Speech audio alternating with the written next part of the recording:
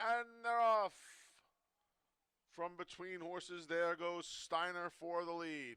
Ginsu Warrior to his inside, and along the rail is Royal Suspect. Three deep, that's Beta. As Curlin's Wisdom drops into fifth, about a half a dozen from the front. The trailer is the Institute around the clubhouse turn, and Steiner, Andre Worry, trying to take a snug hold of him to throttle down that speed. He has Ginsu Warrior to his outside and Royal Suspect hugging the rail in pursuit. A length and two, respectively, in second and third through an opening quarter and an easy 24 and 3. We come back in fourth. There's Curlin's Wisdom just inside of Beta, and the trailer is still the Institute as they make their way up the backstretch here at Finger Lakes. It's Steiner, 48 and 4 for the half as they make their way to the far turn. Steiner has a length and a half on Royal Suspect, and Ginsu Warrior. Beta moved past Curlin's Wisdom, who's under a drive in fourth and fifth, and still nothing yet from the favorite, the Institute, who's starting to rumble now. Meantime, Steiner has crept away to a 3-length lead. Steiner building his lead through a three-quarter time in 1:13 flat. Off the turn and into the stretch.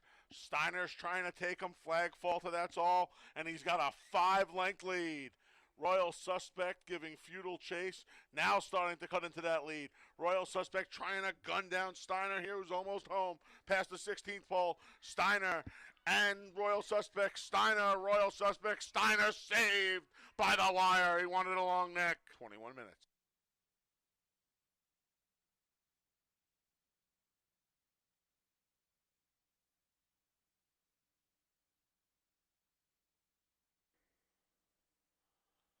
And they're off. Good Morning Joe threw his head there a bit at the start. There goes the favorite playing it big from the rail, chased by Tis Big Money. These two have a length and a half on a recovering Good Morning Joe, who now rushes up into third, now second, and challenging for the lead.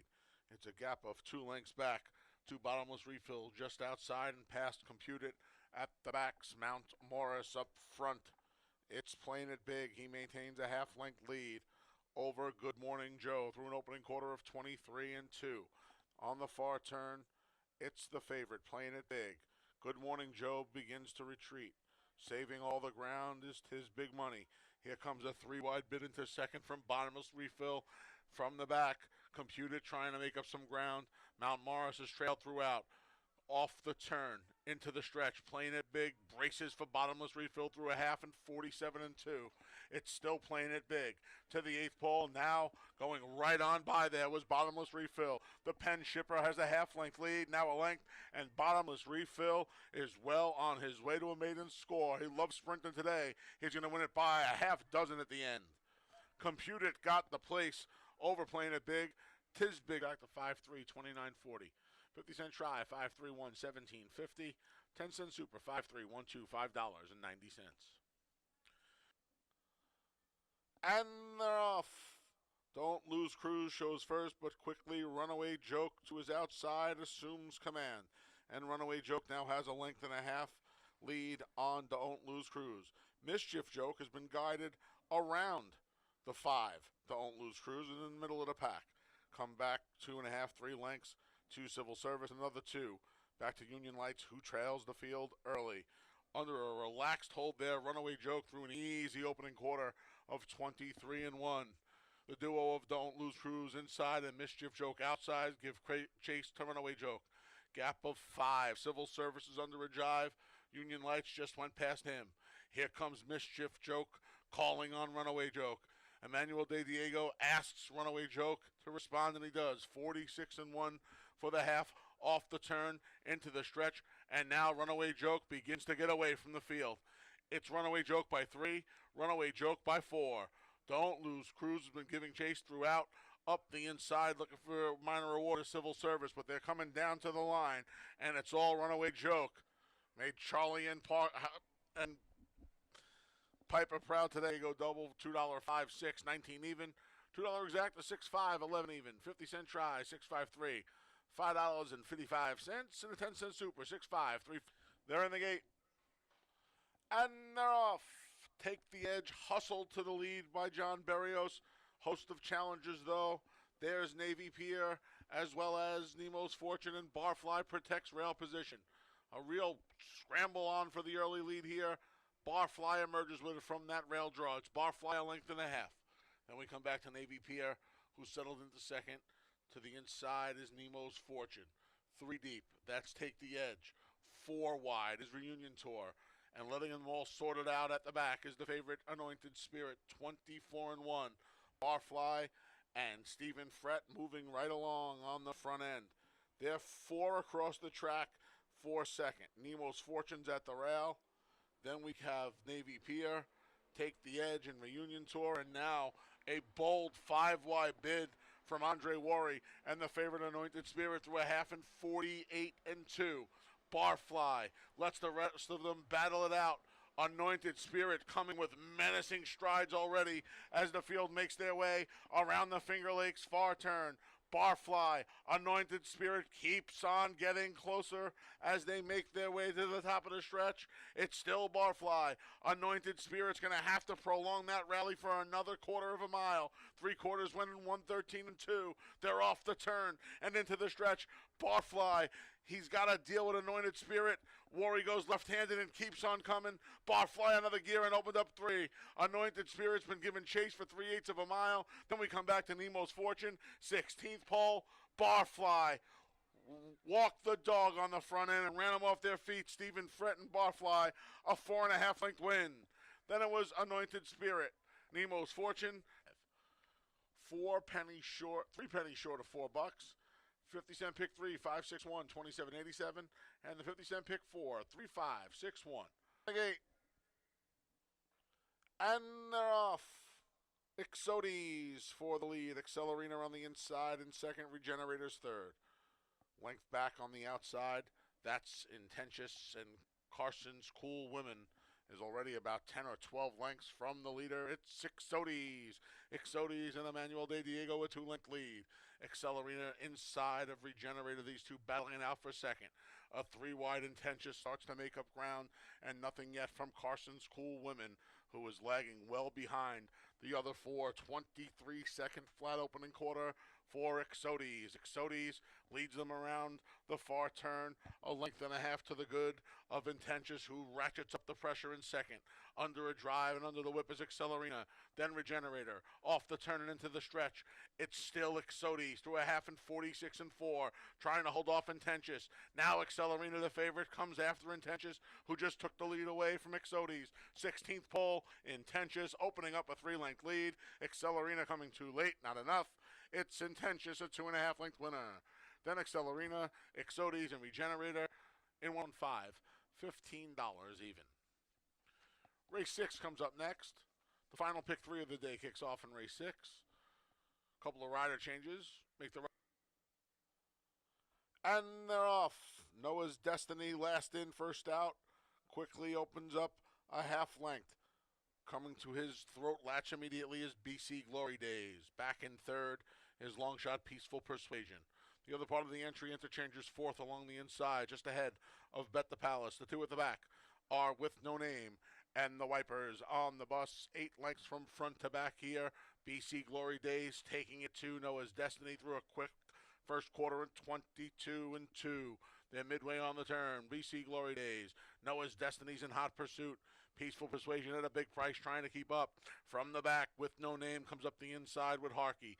Then we come back to Interchanger and Bet the Palace. The trailer, still the Wipers on the bus. Off the turn into the stretch. BC Glory Days. There's a big opening at the rail for With No Name through a 46-2 half.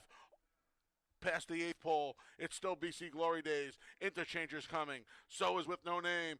Almost home is BC Glory Days. Trying to get him With No Name. BC Glory Days now. Interchanger surges. Interchanger, yes. Inter of the late double. Scratch to 1, Gray Wing. Here in race 7, scratch to 1, Gray Wing. And in race number 8, a rider change for the 7, Fighter Kite to Luis Perez. And they're off. Sharpaz broke a bit slowly. Production credit right to the lead. To the inside, CJ's Grand Slam. Then Sigalert rushing up now after the tardy beginning. Here comes Sharpaz to join the fray as well.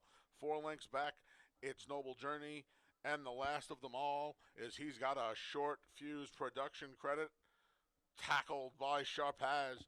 These two go through an opening quarter in a sharp 22-2. It's 2.5, 3 back to Sigalert, who's in third. Then Noble Journey. The two at the back are CJ's Grand Slam, and he's got a short fuse production credit. And Emmanuel De Diego lead the field off the turn and into the stretch with a length lead. Sharpaz keeps coming at him in second. Up the inside, here comes CJ's Grand Slam. Half went in 46. Production credit, Sigalert outside. Up the inside, CJ's Grand Slam. CJ's Grand Slam a short lead. Sigalert surges. CJ's Grand Slam, Sigalert. Sigalert, CJ's Grand Slam. Sigalert. Oh, about 3 parts of a length. Noble, perfecta wagering. Rider change for the 7, Fighter Kite to Luis Perez. Perez rides the 7 here in race 8. Post time for race 8 is in just over 21 minutes. And they're off in the finale. Fighter Kite shows first. Now rushing up there's Busting Credit, and from the rail, Cashel Kitten. Cashel Kitten assumes the lead. Right there in second is Busting Credit. Mudville 9 move up to be third, followed by Mortgage Rate fourth. Then we come back moving up in the pink silks. There's Awesome For Sure. The favorite has about 4 lengths to make up. It's a gap of about 8 to God Bless America and the trailing duo of Raw Courage and Fighter Kite. 22-4 the opening quarter. Cashel Kitten, Busting Credit, chasing in earnest, and now these two races the team. They have 2 on Mudville 9, and Awesome For Sure, who's under a ride as they make their way to the top of the stretch. Cashel Kitten and Andre Worry looking for 3 on the day. Cuts the corner off the turn and into the stretch and has a length lead through a half in 46-2. Cashel Kitten leads them. Awesome For Sure, dead aim outside. Mudville 9 up the rail. Awesome For Sure going well on the outside and comes right to Cashel Kitten. These two seem to brush their 16th pole. Cashel Kitten. Awesome For Sure gets the better of Cashel Kitten, and Awesome For draws off to a 3 parts of a length win. It was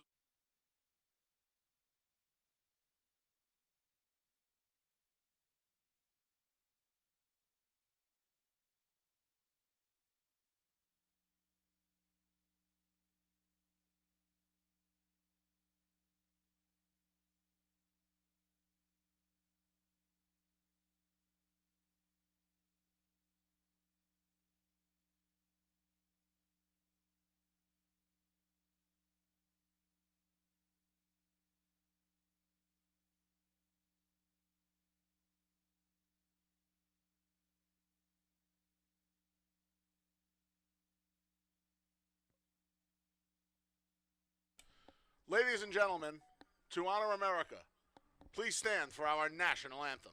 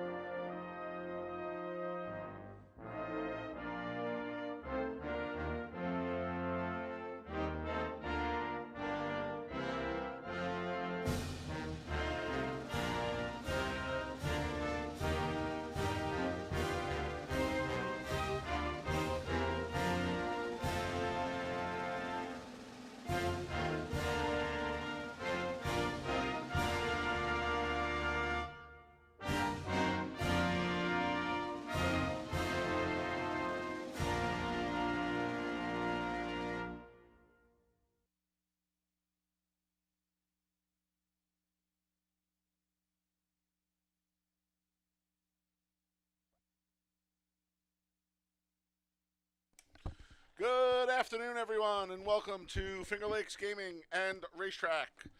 I'm your track announcer, the Big A, Anthony Stabile, welcoming you to a Wednesday here in Farmington. Picture perfect day for horse racing, temperature around 75 degrees. Not really a cloud in the sky. Track is fast. No carryover in the pick six. You guys been hitting them lately. Free PPs, fingerlakesgaming.com. Here are the changes for today's races. Early pick 4 starts in race 1. So does the early double. You can scratch to 5, Newport Bridge. Race 1, scratch to 5, Newport Bridge. Race number 2 kicks off the first pick 3 of the day. There are no changes in the second. And there are no changes in the third, the start of today's $1 pick 6. No carryover in that pick 6. In the fourth, we kick off the pick 5. Scratch to 5, 8 Sunset Drive in the 6, Bold Force. Scratch to 5, 8 Sunset Drive in the 6, Bold Force. Out of race number 4. Race 5 starts the late pick 4. Scratch to 2, U-Butte. Race 5, scratch to 2, U-Butte. Final pick 3 of the day kicks off in race number 6. Scratch to 4, Miami Twofer. And the 7, Soul Imperatrice. Race 6, scratch to 4, Miami Twofer. And the 7, Soul Imperatrice. Race 7 kicks off the late double. Scratch to 2, Blue City. Scratch to 3, D's Wise Guy. Again, scratch to 2 and 3 in race 7. And a rider change for the 5, Stone Guitar, to Emmanuel De Diego. Emmanuel De Diego rides the 5, Stone Guitar, in race 7. And in today and this week's finale, race number 8, scratch to 3, Lucky Mucho Man. Race 8, scratch to 3, Lucky Mucho Man. Fast track, beautiful day, no carryover in the pick 6 that starts in race 3. Free PPs, fingerlakesgaming.com. Post time for the opener. A few minutes shy of an hour away at 1 p.m. Coming up next, the Wednesday edition of Takes from the Lakes with Dave Mattice.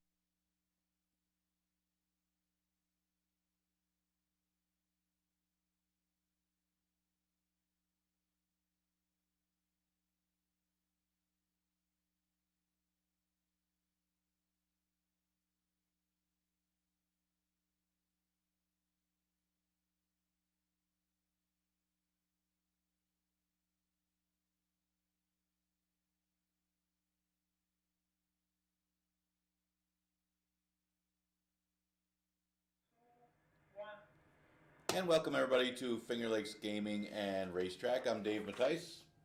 We got 8 races on this Wednesday card. We're going to conclude the racing week with this card. But, you know, only a couple, we're after Labor Day now. What a great day we had on Labor Day. Again, congratulations to Sally Oreo. Anthony Rodriguez got his first stakes win. Yesterday, pretty good card as well. What a performance by Runaway Joke. Runaway Joke is no joke. Three consecutive wins here at Finger Lakes. Horse has been unchallenged in those 3 races, going right through conditions for Ralph D'Alessandro. I believe it was Emmanuel Di Diego guided that one to the easy win. Man, no really anxious moments if you bet that one. Beat a pretty good field yesterday. Di Diego, incidentally, he's been on fire. Remember last week he had 4 wins on the card? It's like 3 or 4 wins, but he had 2 wins on yesterday's card. Congratulations to Emmanuel Di Diego. He's really picking it up. Guess you didn't have to sweat that one though on Runaway Joke. Do want to mention, a couple weeks away, we got our 2-year-old feature day. The Aspirant and Lady Finger Stakes are that day. We're going to add the Leon Reed Stakes to the same day. So we got 3 stakes races on September 23rd. And $2 hot dogs. It was such a success on Labor Day. Everybody enjoyed those $2 Weigel hot dogs that we're going to do it again. And we're going to do it again on our 2-year-old feature day. The Lady Finger Stakes for the girls, the Aspirant Stakes for the boys. That's on September 23rd. Got to be here for those $2 hot dogs. Jeremiah Flores, a little banged up. Hope he's okay. I think he hurt his knee as the horse didn't break all that well from the gate. So he'll be off his mount. I think he only had 1 remaining mount after the scratches this morning. So we wish him a speedy recovery. Maybe he'll be back on Monday. I think Di Diego picked up his mount later on the card. All right, fast racetrack for today's races. First race, a 5,000 claimer, going 5.5. Never won 3 condition. Big scratch here because it was going to be the heavy favorite. The 5 Newport Bridge will be out. Was 4-5 morning line, and probably looked deservedly to be the favorite. Didn't guarantee he was going to win or anything, but he would have been a heavy favorite in there. Opens up the race a little bit. I'm looking at from a pace scenario. Speed was good early in the card, kind of evened out the second half of the card yesterday, but I'm going to go with Escape Mission as the speed outside of Hot Rod Lincoln. Hot Rod Lincoln really has to be aggressive in sprints to get to the lead in 22 and change. Escape Mission can do that effortlessly. So even if Hot Rod Lincoln is sending, Escape Mission doesn't have to send as hard to be out there with that horse. Now, if Hot Rod Lincoln doesn't send real hard in the early part of the race, Escape Mission might find himself alone on the lead. A little bit of a freshening since the last race. It's been off some time, but does put in a nice work since that race. It was running against the 11 and 9. So you look at the last 2 starts. One of them was at 6 furlongs. Wasn't badly beaten in that race. Old Point was just a great tactics that beat the horse. Old Point's been sharp though too. Horse is going good. And then caught a muddy racetrack in his most recent start in July. Seems a long time away, but hasn't always run well on and off track. So kind of give that one to him. So back at 5.5, but also back at the $5,000 level. So this is a drop. Not a big drop when you consider the horse was running for $5,000 at the end of last year. I just like the pace scenario here for Escape Mission. Also, the drop doesn't hurt. So I'm going to go that one on top with the scratch. Now, if Hot Rod Lincoln does take something out of him, at least a little bit out of him, then you got to figure Hyperspeed and Hutch would be the main 2 to have a shot to beat him. Now, Hutch is more of a router. He does hit the board in these sprint races against these softer fields of 5,000, and you see it the last couple times. Not sure if he could get up to win here, but he's a top 3 threat either way, and can win if Escape Mission does back up. But I thought Hyperspeed had a little more credentials.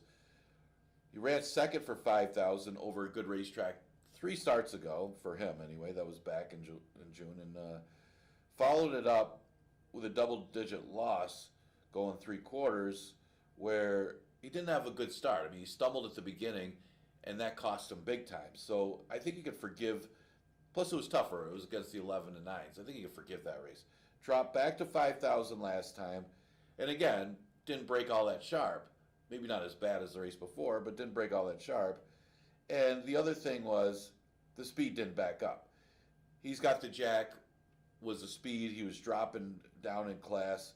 The horse that was second, Norgay, I mean, that one, they ran 1-2. They laid over the field. Norgay came back and won against a similar field. So, and that's the thing. When the pace doesn't back up and you're a late runner, makes it tough. And that could be the case here if Escape Mission doesn't back up. If he does, I thought the most likely horse to beat him is Hyperspeed. Although I also give Hutch a chance, but he seems to be more of an underneath type in sprints. So he's taking some early money.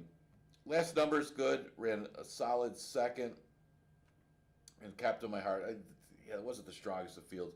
But he shortens up to 5.5. This might be a good distance for Hutch as far as making one run if you're talking about sprints. I think the good distance for Hutch will be a mile 70.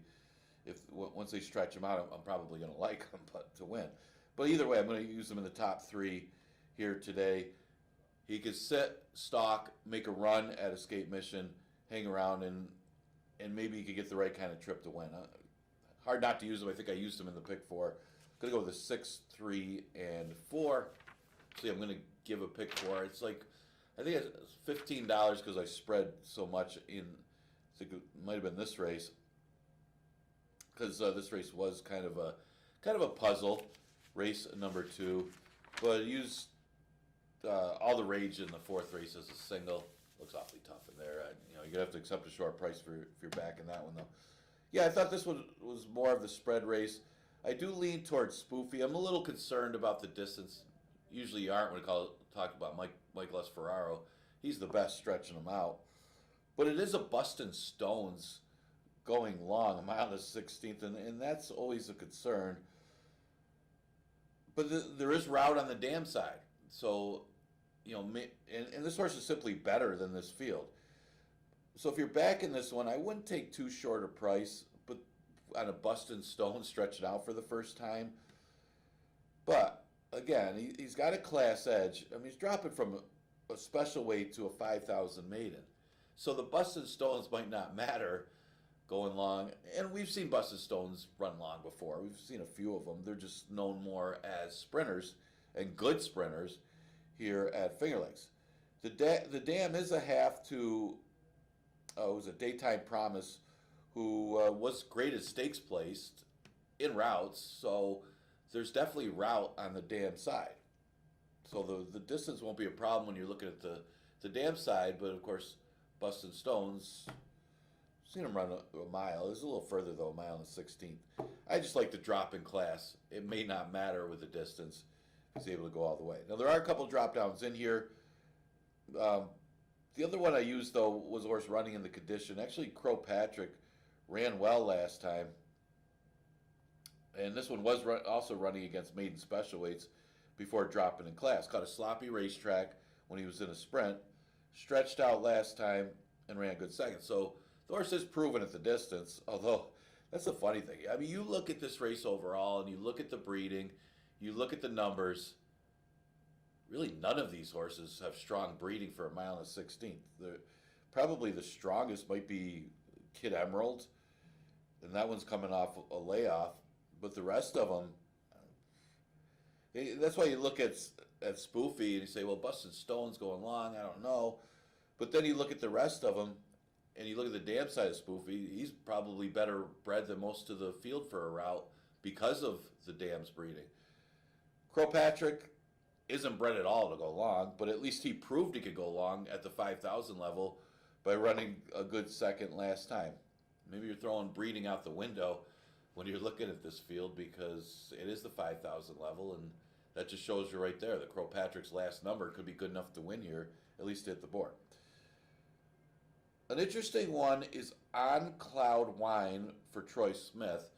He stretched out one a couple weeks ago, that one, and this one, again, not greatly bred for the distance. There is some route breeding in there. They tried going long with this horse, but it was a maiden special weight that he ran long before. So, he just couldn't compete at that level in a route.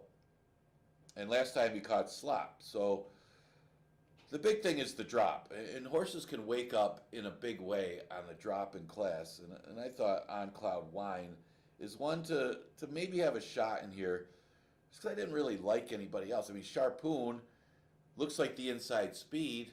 Another one that's probably going to stop going long because not great breeding going long.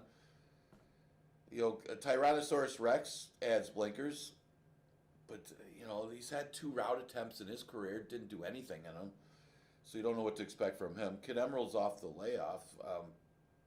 I used Kid Emerald for 4th. If this horse had a recent race, I probably would have put him on top.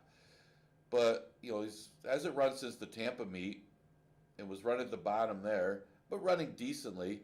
Again, he's one of the better bred horses in the race, probably the best bred for the distance for the mile and 16th in this race. So that's got to count for something. The Linda Dixon barn is going good. They won 2 races at Saratoga that closing weekend last week. So another one to consider. But again, this Lemon Drop Kit, that's probably why the horses you think is better bred for the distance than most of the rest of this field. I'd use a bunch of them in here because it is such a wide open puzzle of a race. But those are the main 4. But I'd throw in Tyrannosaurus Rex too, just in case horse does wake up a little bit with the addition of blinkers. It's another one that is kind of an underneath type, but he has faced better in the past. And if he does get the route, like Alfgar for that barn the other day, could be tough. Okay, third race, we're going to start that $1 pick 6. I think it was hit again. I thought it was 2 main contenders in here and not the favorite. So it's a tricky race because the 2 favorites, morning line, and this is the problem I had with the 2 favorites in this race, and I doubt they're going to be the 2 favorites in here. Just that's what they are, morning line. Darn That Song is more of an underneath horse, let's face it. He doesn't really win a lot. So if you're taking that one as the favorite, yeah, he'll be there. I just wouldn't have a lot of faith to win at the price. I used him 3rd. Half Birthday is really unproven on the dirt. If he wins on the dirt, he's going to have to do it without me. Yeah, the best dirt buyer for this horse is a 38. He's had a few starts in the dirt. With their run, they've been running him on the artificial surface for a reason. He's better on the artificial surface. Is he good enough on the dirt to beat these horses? They'll have to prove it. I don't know, maybe. He's definitely got the numbers to do so and the class to do so, but she's got to take that class to the dirt and beat a good field here for allowance horses. 9-2 on Lincolnville Beach. I mean, what has this horse done wrong? I mean, she's won 2 in a row, and I know they're claimers, but she's only moving to the 1 state bred, which isn't any tougher than the 11-9 claimers. So this is a good move for Lincolnville Beach. She's looked good in both of her races. I mean, she beat Grand Lady Indy, who's been competitive against allowance horses. Before that, she beat a pretty decent field of 11-9s. And both those days, she closed on 47 halves. 47, and that's 5.5 furlongs. She's closed on 47 halves. I'll say it again. What has this horse done wrong that she's 9-2 morning line? She's not even picked in the top 3. I mean, she's got to be one of the favorites here, you would think. At least one of the horses that you got to consider first or second, depending on the pace. I mean, if the pace doesn't develop and speed's pretty good like it was early on the card yesterday, she might find herself with a lot to do. But I like her at 9-2. I thought the other main horse was the 4 Sun and Wind for Rudy Rodriguez, who could be the speed in here. Well, there's other speed, but could be the speed of the speed. She's got some pretty decent fractions. She was here before, but she was in a walk race for 4.5. Bussin' Roxy, man, I mean, that horse, you talk about racing luck. I mean, that horse was lone speed every time the horse entered. Then finally caught speed, and that was the time to go against the horse. And you did. So it's one of those things where that's the great thing about horse racing when you're playing the horses. You got to be there when they're the lone speed, and then be against them when they get bet because they just won when they were lone speed. That's why you got to do your homework. But you go against the horse when she wasn't. Well, that particular day, it was 4.5 furlongs, and you look at the fractions that time of year for 4.5. Man, Sun and Wind had no shot. Now she goes from a race where she's trying to close ground on a lone speed horse that had everything her own way, and she might be the speed in a race that she's got a good chance at going 6 furlongs. And even if she isn't the speed, they want to kind of sit just off. I think she's going to be tough in here. Katie Davis, incidentally, this would be her 300th win if she wins race number 3. I think it jinxed her yesterday by saying that she had the big favorite that one race with the, she rode the horse well. The horse had no excuse. She didn't run as well as I thought the horse would run. Didn't like the whip either. I think it hit the whip. I could tell the horse didn't whip, but it had no excuse. But this one's got a shot. She's got to beat Lincolnville Beach, I thought. Yeah, this one at 5-1 morning line. I think these are the 2 horses I use, 9-2 and 5-1. I did use Darn That Song for 3rd. She could win here if she gets the right kind of trip, but to me she seems like more of an underneath use, 2nd or 3rd type horse. And I'm not knocking her. She's running very well. It's just she doesn't really win. I mean, I got to go back to the last time this horse won, and she's only won once here at Finger Lakes. But she's run very well in the condition against some tough fields, and maybe this is a little bit easier field, so she does have a chance. I just got to use her underneath. I'm going to go with 2, 4, and 5. They got 4, 2, 5, but that's the 4th race. 3rd race is 2, 4, 5. Okay, 4th race is 4-2. We scratched the 5, 8 Sunset Drive and the 6 Bold Force. Yeah, I'm not going against this horse. The horse is dropping from an allowance to a 5. Yeah, it's usually, that's a suspicious drop. The red flags are up when they drop to 5. But, we've seen this move from Linda Rice sending them in here. Usually it puts them right in for 5. If they don't run for, and put them in for allowance, they don't run allowance, put them in for 5. Man, you got to think this horse is going to win for 5. I mean, tried the route last time. The horse is bred to go long. It's a half to a horse that was graded stakes place going long. Broke the maiden going a mile in the slop. And yeah, was it competitive, I guess, last time in a sense, because it was badly beaten. But that's allowance horses. Man, drops all the way to the bottom and catches a pretty weak group. I mean, who else can he like in here at 5,000 that you think is going to beat there? I mean, maybe Poppy on Ice, All That Rage beat that horse in New York, and the fact that Poppy on Ice comes here for 5 is more of a negative for me because the last couple of races haven't been good. Drink It Solo, I thought might be the biggest threat because you got the 2 speeds. Peanut Butter Toast is the inside speed. The Mighty Don, you got to think is going to show speed outside of that horse. And they're both basically 5,000 claimers. Drink It Solo is basically a 5,000 claimer. So you're going against a true $5,000 field, except for your other New York rival, Poppy on Ice, who I think might be going the wrong way, though. So I don't mind the drop for All That Rage. Might be popular at the claims box today, dropping to 5,000. And I think it's going to win. Drink It Solo, if that one does falter, I like Drink It Solo as the closer here. If Peanut Butter Toast and the Mighty Don do go relatively quick early. I know it's only a 5-horse field. You can't count on 2 speeds to battle when you're talking about only 5 horses in the race. But I would think that the pace should be decent. Drink It Solo was kind of the best of the rest when 30 Oysters got away on the front last time. So if All That Rage doesn't have it, and if you're going to go too deep in the pick 4, you could cut down on some of the other races and go 2-4 in here. The 3 of the Mighty Don I'm going to use for third as the pressing speed, was claimed for the price of 5,000 and hasn't gone long for 5,000, so that's the key for the Mighty Don. It's by Freud. They can go long. First time stretch it out to this distance anyway. And it does have some good numbers for the distance, so another one to consider if it can survive the pace. I'm going to go with the 4-2-3 in race number 4. They're rushing me along here. We will go to the 5th race. 5th race, scratch the 2, Butte. Yeah, a lot of question marks with this one.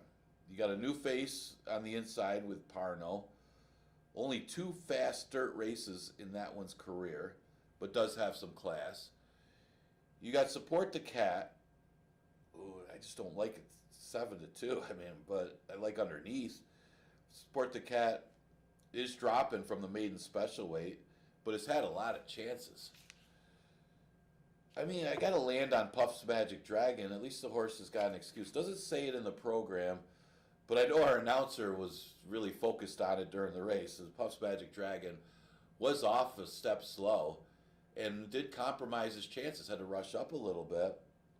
And the speed got away. I mean, the winner, 5 Aces, got loose on the lead. And when you're off slow and you got to chase a little bit after a loose lead winner, sometimes you compromise and run off the board. Goes first time Lasix in the second start. I'd like to see this horse go long. It's by Mendelssohn, but at least 6 furlongs better than 5.5 if this horse gets off the gate better. And I don't think it's the strongest of field. So I do lean towards Puff's Magic Dragon. Don't think I'm going to get 5-1. Big price on that one. Support the Cat, more of an underneath type, but if Puff's Magic Dragon, my top choice, doesn't have it, he's the most logical. And then Parno's the tricky one. Again, only 2 fast dirt races for Parno. Most of his races have been on off tracks. Not sure if it's going to rain, but what do you gauge from that? Did he like the off track? Did he not like the off track? And the last couple races have been on the turf. And yeah, there's some turf breeding in there. I think the half was Nerves of Steel. Was a definite turf, or all 5 wins were on the turf and stakes place on the turf. So the turf breeding is there for Perno.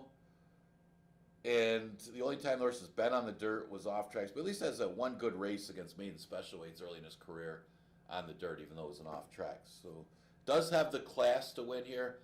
Another one, got to prove it on the fast dirt racetrack. I think you got to use the horse though. I think I use in the late pick 4, which we'll put up later.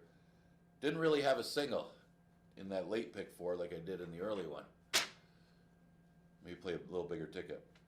If I did single, it would probably be this race, but I didn't.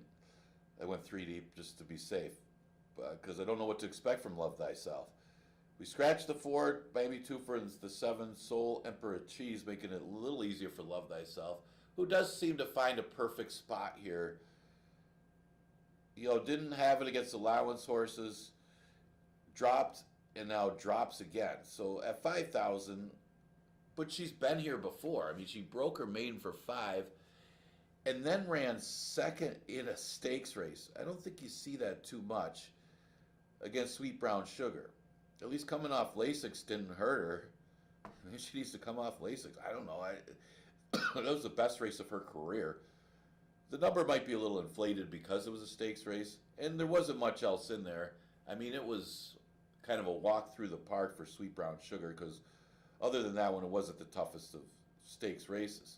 I mean, Dorth Soul Dancer won out of that race, and you could consider Dorth Soul Dancer to be an allowance horse. So she beat Dorth Soul Dancer. Why can't she compete against 11 and 9s against allowance horses? This horse doesn't make any sense. She drops to 5 today. You got to think she's good enough to beat $5,000 claimers. She's going to be a short price, though, and you got to accept the short price. And there are some question marks because she's a little bit inconsistent. You don't know what to expect from her. But the fact that she ran second in the Niagara Stakes, got to think that she could beat 5,000 claimers. She's the one to beat. Journey of 5, she's got some numbers that can beat these. I would use her just on her 5.5 furlong race. Jackie was aboard. She ran second, a good race at 5.5 and then ran 6 furlongs on an off track last time. So maybe didn't run as well because of that. So back to 5.5, back to a fast track. Again, if Love Thyself doesn't have it, she should be tough. Now my long shot in here, and I'm going to go 3 deep just so I could use the 20-1 shot in here. Notice when Debbie Darling was able to make the lead, she won. And she won against 11 and 9 maidens. She then dropped to face winners and hasn't shown a thing against 5,000 claimers. And that's why she's such a big long shot, 20-1.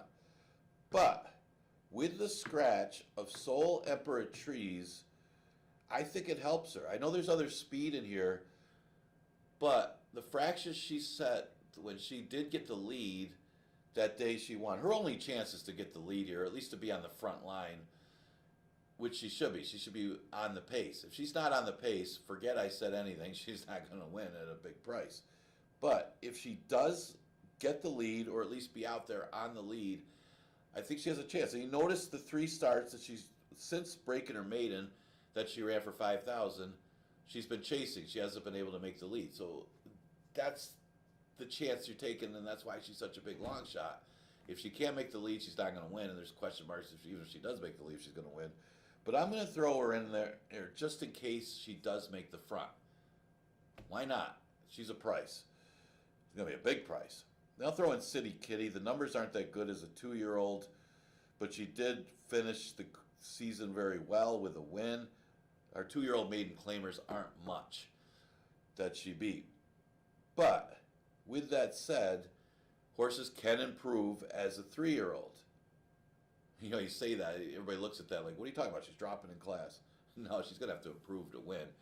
But she might just do so as a 3-year-old. She goes first time Lasix, as you can't use Lasix as a 2-year-old here at Finger Lakes. So we'll go first time Lasix, that could matter. Gets a long break, maybe she needed it, and may see the improvement as a 3-year-old. Another one to consider using. This was our top trainer last year, 1596 in the 6th. Let's go to the 7th. Couple big scratches. Well, D's Wise Guy is a big scratch because it's another pace factor. Also scratch a 2 Blue City. Although you still got 2 speeds in Honor Among Men and Stone Guitar. Again, with a short field of 5 horses, you can't always count on the 2 speeds to hook up. Sometimes one of them doesn't break that well, and the other one gets the easy lead, and with a short field, that's a big factor. But I got the horse that'll probably be sitting third early. Talk about Gandy Dancing. Now, he is winless at the distance. That's always a concern here at Finger Lakes. But his last race is good. He didn't miss by much. I couldn't tell who won when they hit the wire together. So I called it right that day because it was Bustin Pietri who just nipped him at the wire. Didn't look like he was going to beat him. But Gandy Dancing still ran well. The race before was a win. The numbers are good enough to win here, to beat this field. Except for, I thought the other one was Invaluable Will. Invaluable Will has got a little back class that could beat Gandy Dancing. I thought it was these two. If Honor Among Men, again, doesn't have it, and Stone Guitar doesn't clear him, I don't think he will. Invaluable Will should be closing late. Didn't miss by much in the 2 in the year condition last time. Ran very well, actually, although did get a pace. Didn't look like he was going to get a pace, but did. But, Honor Among Men, just what's going on with that horse? Honor Among Men obviously isn't the same horse. It was hard not to like him last time, and he did open up the lead, looked like he was the winner, and then just stopped. The old Honor Among Men would not have stopped against allowance horses. This horse stopped. I know it was 6 furlongs, but he's not supposed to stop at 5,000. I guess the one thing to say about Honor Among Men is he is shorting it up to 5.5. If you want to think that maybe he could get it done today. But after that race, I can't take him on top. I will use Gandy Dancing and Invaluable Will with the back class, just thinking that he'll stop again with Stone Guitar in the race. And anything passable. This isn't his distance of 5.5, but he will be closing late if the other two are giving it up. Depends on this track's playing. I'm going to go with the 6-7-1. Maybe use Honor Among Men in there as well. I thought the main two might be Gandy Dancing and Invaluable Will. All right. Last race is the 8th race. Last but not least. We scratched the 3, Lucky Mucho Man. So your pick 4, the early one ends with a Linda Rice favorite. The pick 5, pick 4, and pick 6 all end with a Linda Rice favorite. I don't like this one as much as I did the early one. It's just kind of I don't have a problem sending here for 5,000. It's just an interesting spot for this horse, and I'm a little concerned about the distance. And also the turf breeding. The half of this one ran the other day, Playing with Dolls. I think that was John Buckley's horse. Just was against it from a pace scenario the other day. Still ran well. I think Playing with Dolls ran okay the other day. Bellamy Road, supposed to win the last. I got to take the horse on top, coming in here for 5,000. I talk about Playing with Dolls a half. It is turf on that damn side, although you got to be pretty good on the sire side, Bellamy Road. Probably wants to go a little further than 5.5 furlongs, but against this field, if this horse runs his race, doesn't matter. New York Riesling, probably the biggest threat. He's got speed on the outside. He dropped to 5,000 last time and ran okay. Got passed by Thundering March, and it all depends on the pace scenario. I thought those two are about evenly matched. Just one's a closer, one's a speed type. So I got them second and third, and probably the two biggest threats to Playing with Matches. And this one, and the other thing with New York Riesling, Thundering March is one that just doesn't quite get there. Good check getter. Had caught an off track the last two, so I guess that's the positive coming in here is maybe this horse didn't really love the off track. Seems to run every time. Talk about Thundering March. But he's got that closing style. He's got to have that pace really stop at 5.5 for him to get there, but you can't not use him. Same thing with New York Riesling at 5,000. Figures to be awfully tough. They both come out of the same race. At least, Thundering March has had one race since and ran 4th, but they both ran in that race on August 6th, that Golden M Hills race, I think it was, and Thundering March was 2nd, New York Riesling was 3rd. Like I said, they probably run that same race at 5.5, and they'll probably run 2nd or 3rd, depends on which one you like, 2nd or 3rd, if Playing with Matches runs his race. Seems like that's the try. Though Pure Crazy Groove is the other one that's kind of the wild card in here. Was bet down to be the favorite last time. Lost his irons at the start. Had all kinds of problems at the start. Let's draw a line through the last race. And the last number is good when he beat up on an easier field. The race before didn't take to the sloppy track at all. So this horse does need a fast racetrack and needs to have things go his way. Maybe the off track had something to do with him acting up at the start, but look like we're going to have a fast racetrack today for Pure Crazy Groove. So he's a good, decent price horse to use in the last as well. I'm going to go the 1-8-7-2 in today's final race of the day and final race of the racing week. We got 8 of them today. I think we got 9 on Monday. So we got a little bit of a break before that Monday card as we continue Monday through Wednesday racing. We're going to continue that 1 o'clock first post all the way into October. I already mentioned it, but I'll mention it again. September 23rd, we got the 3 stakes races. It's the 2-year-old feature day, the 2-year-old New York breds. We got the Aspirin Stake and the Lady Finger Stakes. They're always rich purses, over $100,000 for those races. They're also a prep for the Futurity, which is a big purse race later in the year. But we're going to add, this is why you want to come out, $2 hot dogs. Yeah, you can't get anything for $2 nowadays. $2 hot dogs. Man, you can't beat that. But that's on the 23rd of September. Our next live day will be this coming Monday with a 1 o'clock first post, and that's when I will see you again.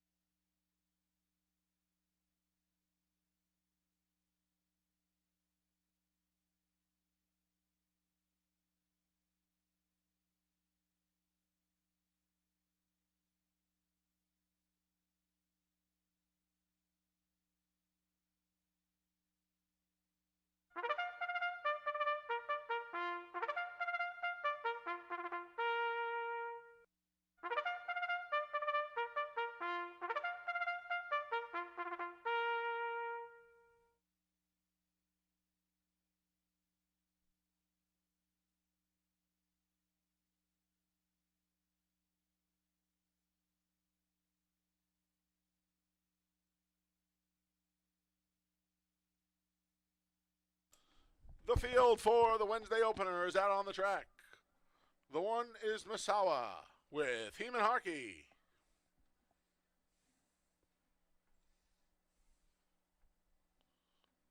The 2 is Hot Rod Lincoln. John Berrios rides.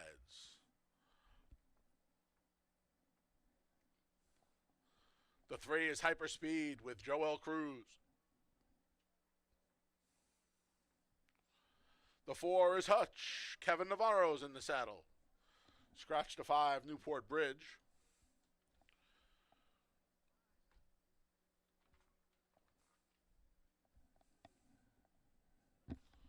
There's the 7, Uncle Vic with Nazario Alvarado. And out on the clubhouse turns the 6, Escape Mission with Michael Davila Jr. Welcome to a wonderful Wednesday here at Finger Lakes Gaming and Racetrack. I'm the Big A, Anthony Stabile, taking you through today's 8-race card. No carryover in the pick 6. You guys have been too sharp lately. No carryovers for over a week now. Opener. So, complexion of the race, both on the track and on the tote board, changed dramatically when a 4-5 favorite on a morning line comes out. And he would have been shorter than that in real-time odds, I think, the number 5, Newport Bridge. I went to the 6, Escape Mission. He gets off the muddy sealed track and gets back to fast ground. And his wet track form is not very good. His fast track form is much better. And this did not change much. But I think with the blinkers coming off Hot Rod Lincoln, it leaves Escape Mission a loose leader in here today. And Michael Davila Jr., I would imagine, is going to take advantage of that by just putting him on the front end. I went with the number 6, Escape Mission, on top for that reason, mostly. The 4, Hutch, he's one that comes from the back, and he would need some help up front. I don't know if he's getting it, and he might be a bad second choice right now, not because of his form or his talent or ability, but because of this race setup. Unless Hot Rod Lincoln goes, Escape Mission's gone, and that does not bode well for Hutch. His last 2 figures put him very close to Escape Mission, but Escape Mission has such a tactical advantage in here, it might be tough for Hutch to overcome that loose speed. Finally, the 3, Hyperspeed, speaking of speed, has been alternating between the nickel and the 11,000, finds his way back into the nickel. He's gotten off slowly in his last 2, and if he breaks, he can be in a better position than he's been, and a better position than a horse like Hutch to come calling on Escape Mission earlier than Hutch will. He has to break, though, and that's been a problem in his last 2. He broke well the first 2 times off the layoff, but now he's only 4 years old, so it's not a good habit to be getting into. Stumbled start, broke a step slow. We'll see if Joel Cruz can get him to break a little bit more alertly this afternoon. A little chalky for me in the opener, 6-4-3. Free PPs over at fingerlakesgaming.com. Don't listen to me or Dave. Go handicap yourself if you like. We got pick 4 tickets up. We'll have more up before the 5th race. Again, free PPs, fingerlakesgaming.com. September 23rd, Ladyfinger, Aspirant, Leon Reed Memorial. $2 hot dogs, $1.50 sodas back. That's Monday, September 23rd. Should be a fun day here at Finger Lakes Gaming and Racetrack. They all are. We got a little over a minute to the opener. Best of luck on this wonderful Wednesday here in Farmington.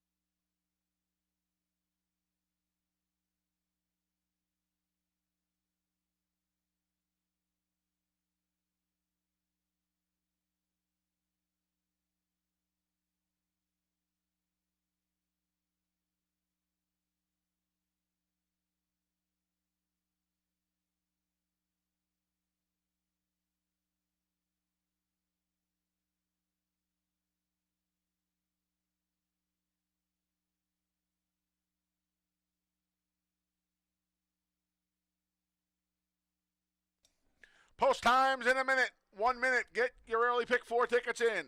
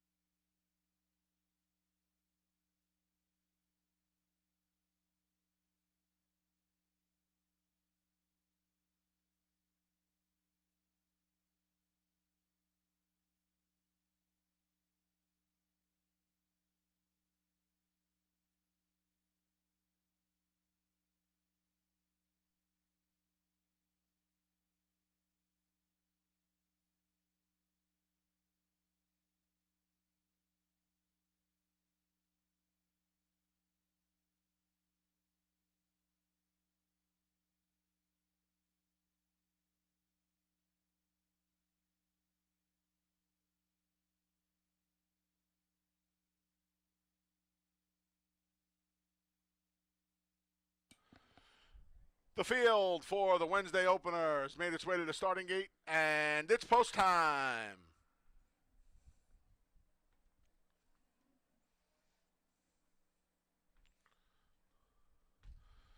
Loading in out of order, the number 2 Hot Rod Lincoln goes in first. Now to the inside is Masawa.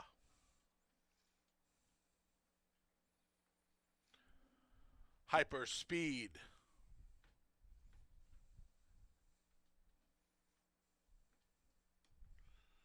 Goes in. Here's Hutch.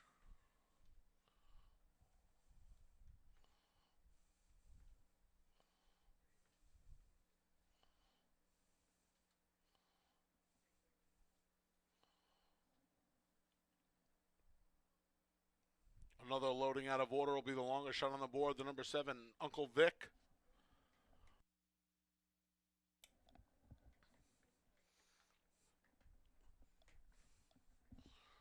And the last to load was the number 6, your favorite, Escape Mission. Free PPs over at fingerlakesgaming.com each and every live racing day.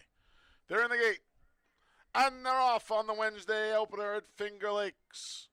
There goes the favorite Escape Mission to the inside. Hot Rod Lincoln's there. And down along the rail is Misawa. A length back to the duo of Hyperspeed and Uncle Vic. At the back is Hutch, but he's just 4 lengths from the lead. Hot Rod Lincoln leads them. Long shot leader by 3/4 of a length over Escape Mission, who moves up on the outside in second through an opening quarter. That goes in 23 flat. Shuffled back is Misawa. Launching now is long shot Uncle Vic. The 2 at the back are Hyperspeed and Hutch as they're midway around the far turn in the opener. It's Escape Mission. He just went by Hot Rod Lincoln. Uncle Vic at a huge price. Sets aim on the leader. Up the rail comes Misawa. Off the turn and into the stretch. Escape Mission trying to finish the job. He has a length lead. Uncle Vic keeps coming. Misawa, nobody else really making up any ground right now. They're coming to the 16th pole. Escape Mission. Michael DeVilla goes to work and he responds. He's got a 2-length lead. Uncle Vic ran really well as a long shot, but he couldn't get to the favorite Escape Mission in the opener by a length and 3/4. Then it was Uncle Vic. It got tight for third. Hyperspeed or Hutch in 106 and 1.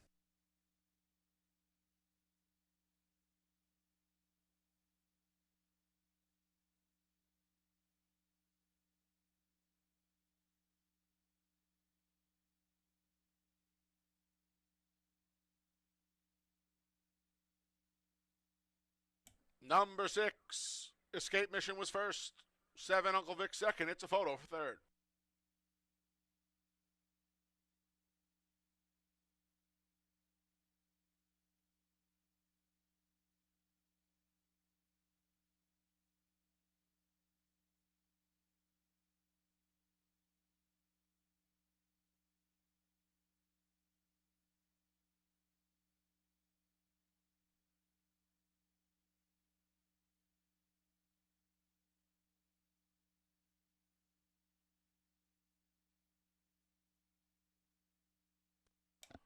3, Hyperspeed was third. 4, Hutch finished fourth. 6, 7, 3, 4 in race 1.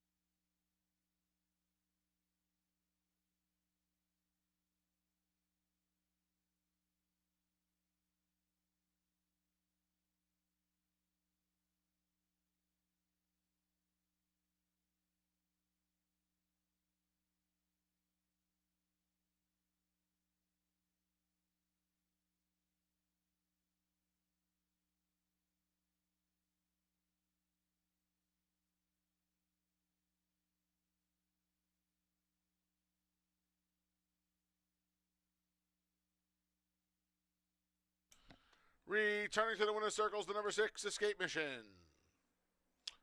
The 5-year-old gelding's the son of Mission Impassable, out of the Stanislavski mare, Caught by You. A New York bred, Escape Mission's owned by Ronnie Breed Jr. and Jessica Breed. Trained by Ronnie Breed Jr., winning rider Michael Davila Jr., and it's official.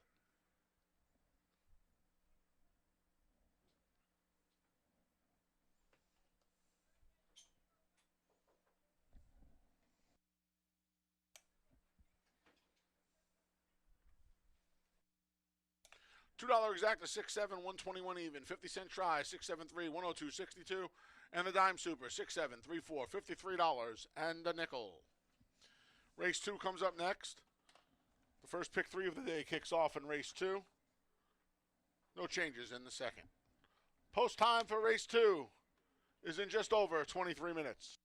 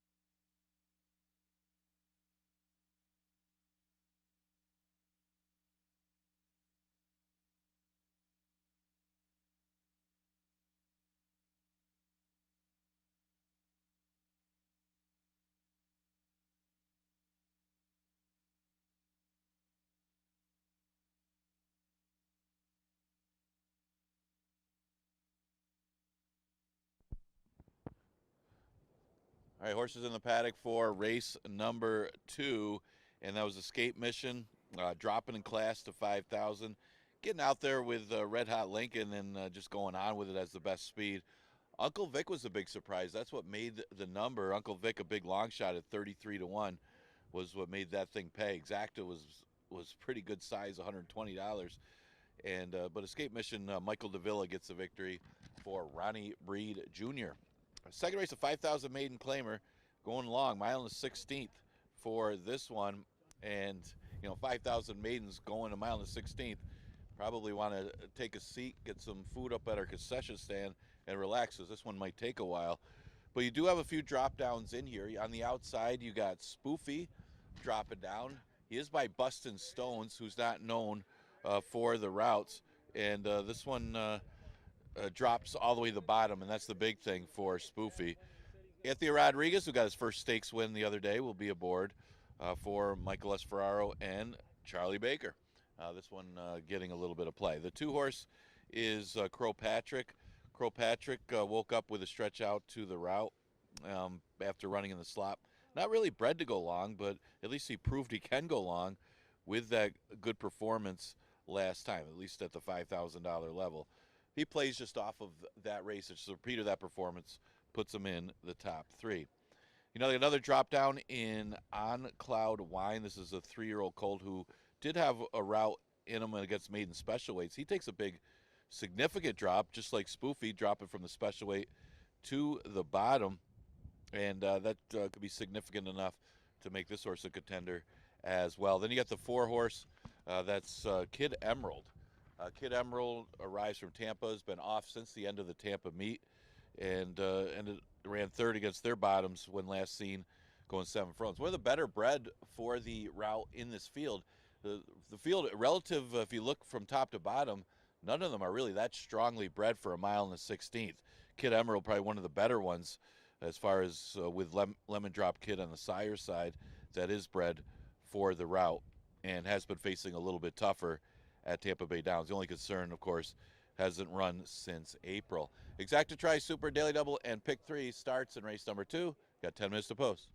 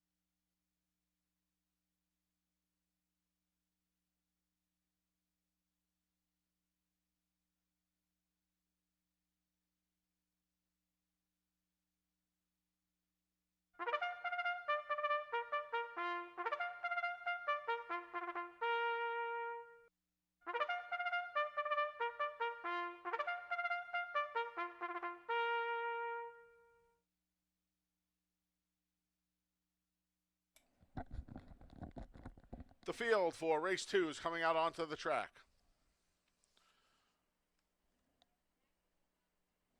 The 1 is Sharpoon. Dalton Brown rides. The 2 is Croag Patrick. Kevin Navarro's in the saddle.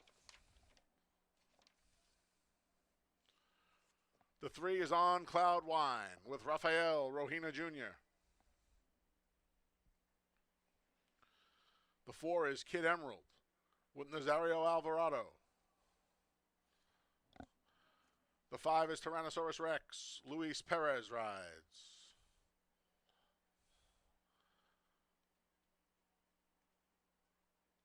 The 6 is Cash or Chocolate with Joel Cruz. And the 7 is Spoofy with Anthony Rodriguez. Little over 5 minutes to post as we kick off the first pick 3 of the day. Chalky start to the afternoon. Escape mission from just off the pace. I am going to take the loose speed in here. And right now, he is the longest shot on the board. It's the number 1 Sharpoon, who's going to stretch back out. This horse's distance races here at Finger Lakes anyway, both came against maiden special weights. And now he drops in for the nickel. His last 2 sprints have been competitive for a nickel. He gets back to a fast track. And I think Dalton Brown's just going to put him on the bill daily, try and take him as far as he can. That's a crazy price on a horse that's loose on the lead, and speed's been pretty good the last couple of weeks. I'm going to take the number 1 Sharpoon to try to upset the apple cart at 13-1 currently. 2 Croag Patrick, just missed by a head in for the nickel going long last week on Wednesday. 0 for 10 in his career. 0 for 5. That was the first time he was ever in the trifecta. It was only his second start for a nickel, so it kind of makes sense, but I don't know how trustworthy he is. And he's one of these deep closers. He has to make up an awful lot of ground, and more often than not, I'm going to gravitate towards horses with more early speed or positional speed. So I went to Sharpoon at a price. And then finally, Spoofy. So Spoofy, trainer change to Ferraro Sr. He came to Finger Lakes last time, tried the special weight company, sprinting. In 7 starts, he's never been beyond 6 furlongs. They're going to ask a Bustin' Stones to go a mile and a 16th today. He'll probably be sitting second to Sharpoon, and if he can get the distance, so be it. At 2-1 now, he'll likely be closer to even money at post time since he was 8-5 on the morning line. I'm not going to say I'm going to let him beat me. I used him in my pick 3 ticket, in my pick 4 ticket, but I did so very reluctantly. The only reason I even considered him was because he's supposed to get the trip right off of Sharpoon. Coming out of the sprints, he's supposed to have more position than the rest of these. But A-Rod's got to get him around those horses, and he's got to work out that trip. You know what they say, man plans, ... 1-2-7 from me. See if we get Sharpoon home at a big price with Dalton Brown. A little over 3 minutes till the first pick 3 of the day. Best of luck here at Finger Lakes.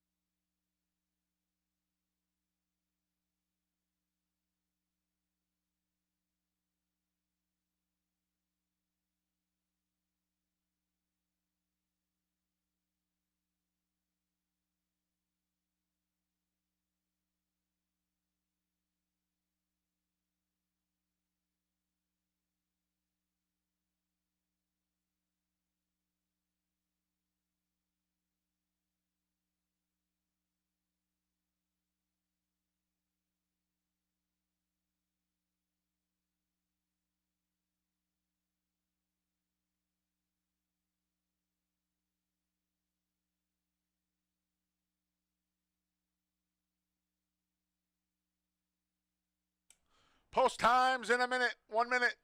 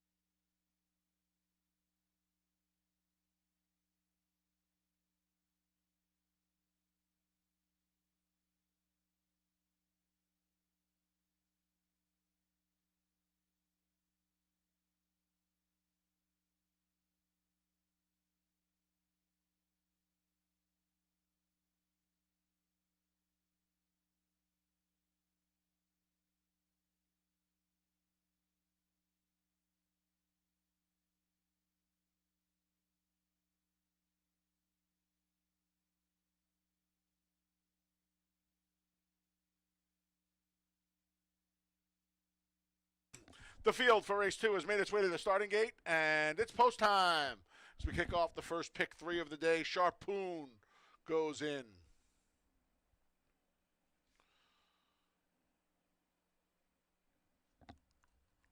Here's Croag Patrick on Cloud Wine.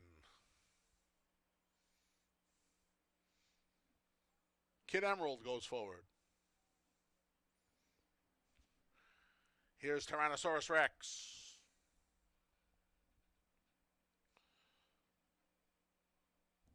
Cash or chocolate. I've had a lot of girlfriends that wanted both.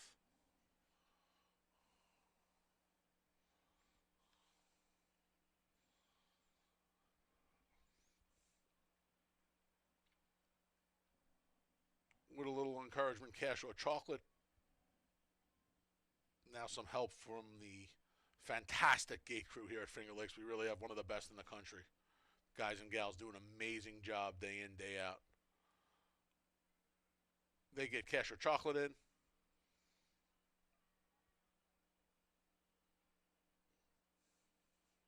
He backs himself back out again.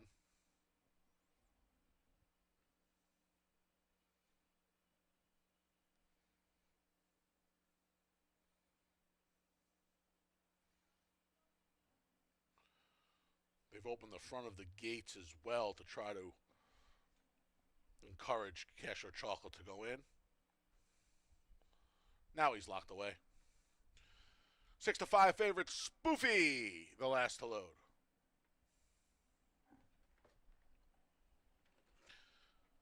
They're in the gate.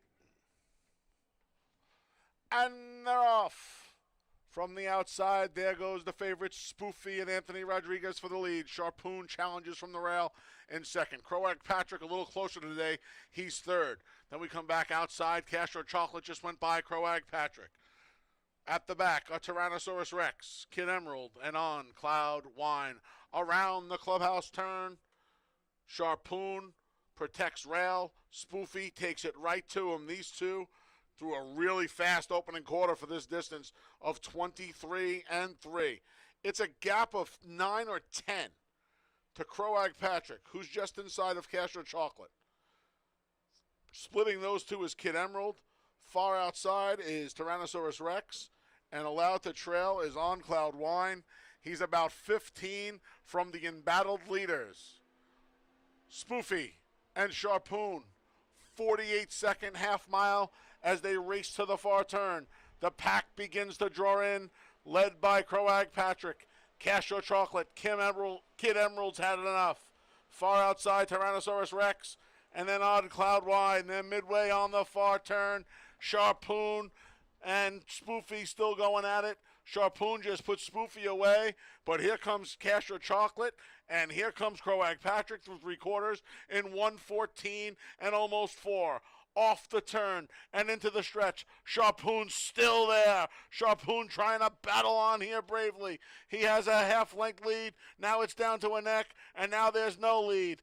Up the inside comes Croag Patrick. Down the center's Castro Chocolate. Sharpoon still there. Sharpoon bravely hanging on. Croag Patrick up the inside comes on Cloud Wine. That was Croag Patrick in front.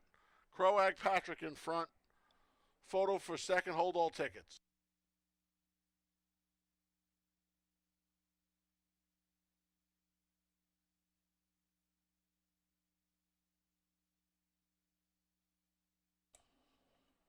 Photo finish. Hold all tickets.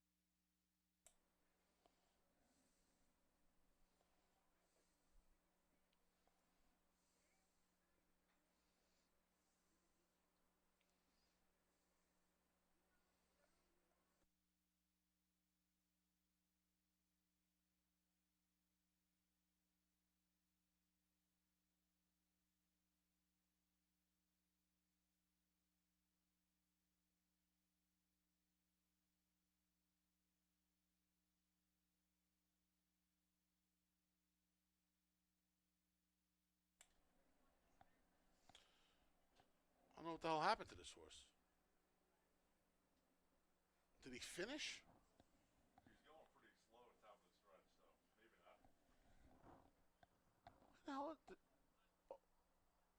Is that the ambulance or the water truck? What the hell's going on here, Joe? Your guess is as good as mine. That's the water truck. There's the 4. There's the 2. There's the 6. There's the 5. There's the 7. And there's the 3. Where's the 1?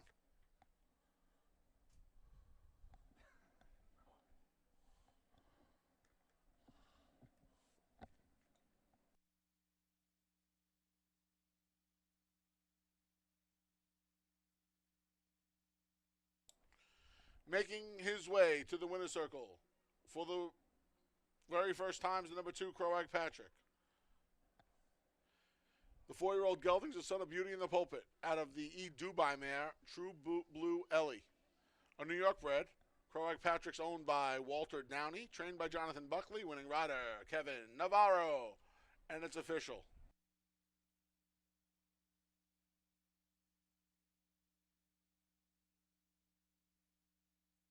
$2 double 6-2, 34.20. $2 exacta 2-3, 54.50. 50-cent try 236, 170.50. Dime super 10 cents 2365, $244.75. Race 3 comes up next. It's the start of today's pick 6. The $1 pick 6 has no carryover today. Here are the changes for the remaining races. No changes in race 3. If you turn to race 4, you scratch the 5, 8 Sunset Drive, and the 6 Bold Force. Race 4, scratch the 5 and 6. Race number 5, scratch the 2, U Butte. Race 5, scratch the 2. Race number 6, scratch the 4, Miami Twofer. And the 7, Soul Imperatrice. Race 6, scratch the 4 and 7. Race 7, scratch the 2, Blue City. And the 3, D's Wise Guy. Race 7, scratch the 2 and 3. And there's a rider change for the 5, Stone Guitar, to Emmanuel De Diego. De Diego rides the 5 in race 7. And in race 8, you can scratch the 3, Lucky Mucho Man. Race 8, scratch the 3. Start of the $1 pick 6 is now. Post time for the 3rd is in just over 23 minutes. Folks, don't forget to come out Monday, September 23rd. It's a 3 stakes day.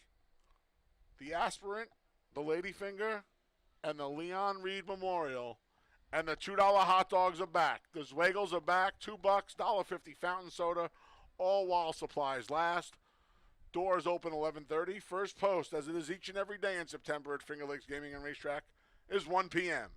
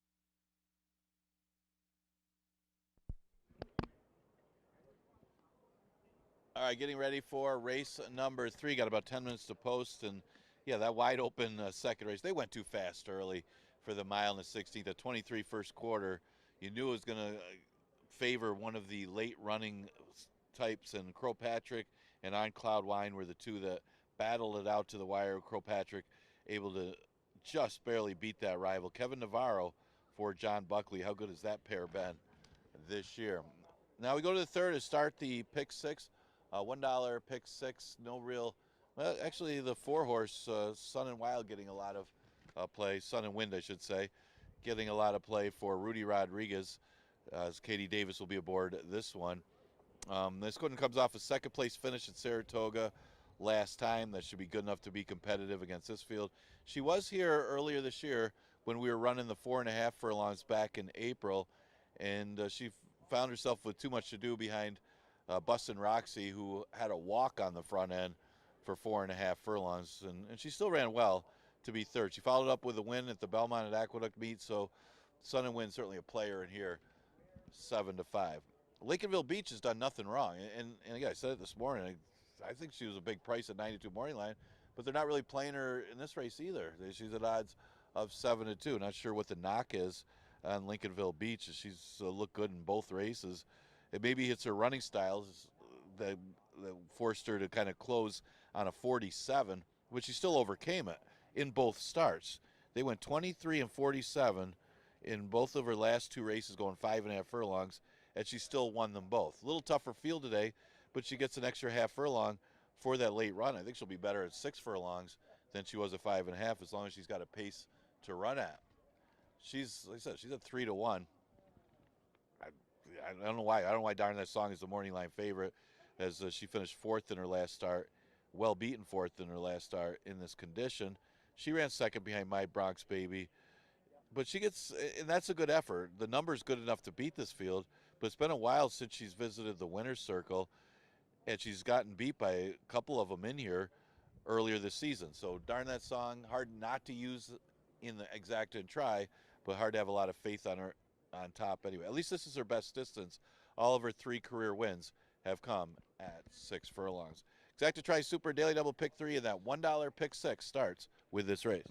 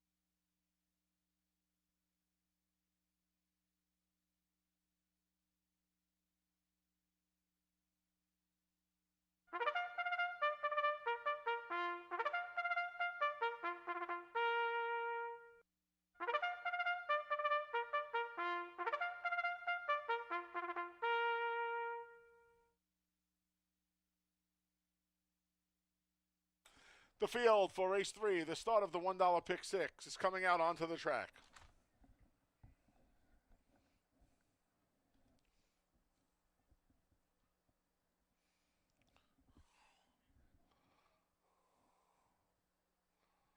The 1 is Wabonzi.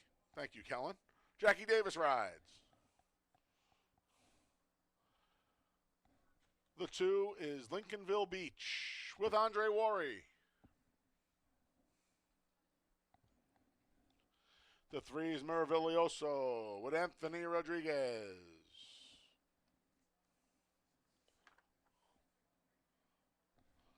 The 4 is Sun and Wind. Katie Davis rides, looking for win number 300. The 5 is Darn That Song with Kay Bracoa.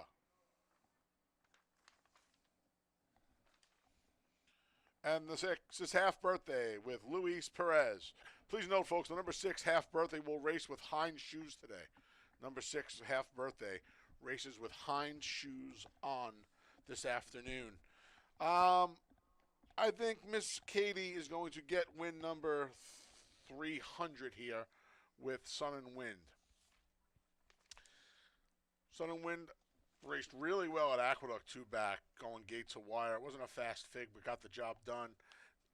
And then last time out, Source was not ready for the start. You can actually hear Katie asking for time, and they sprung it, and the horse leapt up and still ran really, really well. Got beat just a length and a quarter. Was flying at over 10-1. And I think getting back to Finger Lakes, ran third here, going 4.5 earlier in the season, opening week, in fact, to behind Bustin' Roxy, who was on a tear back then, wound up winning the first 4 races of the season. You know, she was aggressive when breaking a maiden 2 back, and I would imagine Katie will get her out of there again today. And we'll see how she does early. She's not fast enough to go with Darn That Song early, maybe even Wabonzi, but she should be in mid-pack. I'll try the number 4, Sun and Wind, over Darn That Song, who makes her first start off a trainer change to our leading trainer, Michael Anthony Ferraro. Finished 2nd and 4th in her last 2 respectively at this distance. Got beat just a half length to My Bronx Baby 2 back. And she's looking for her first win of the season. She ran 11 times down at the Big A. She's already had 7 tries up here this year. The 4 of them in this condition to no avail. 3 seconds and a 4th. And you see those seconds and thirds have been just piling up through her career. 32 starts, 4 seconds, 11 third place finishes. So not the most reliable type. Put her 2nd, and then wrapped it up with the 2 Lincolnville Beach. Chris Englehart's horses the last 2 weeks have been running exceptionally well. This horse on a 2-race win streak won the beaten 11,000 condition 2 times in a row. Oddly enough, this horse wasn't favored. I'll tell you what, that 64 Beyer speed figure from last time, if this horse doesn't react to that, they're going to be in for a long 6 furlongs today, because that figure puts him very, very close, puts her, I should say, into the winner's circle. But she reacts off her big figs sometimes. She's a little quiet on the board. I know we still have about 4 minutes to post, but she's a little quiet on the board for a barn going that well to be the 4th choice right now. 4-5-2. We'll see if Katie can get number 300 with Sun and Wind. We got a lot of both here at Finger Lakes today. Best of luck. $1 pick 6 starts here.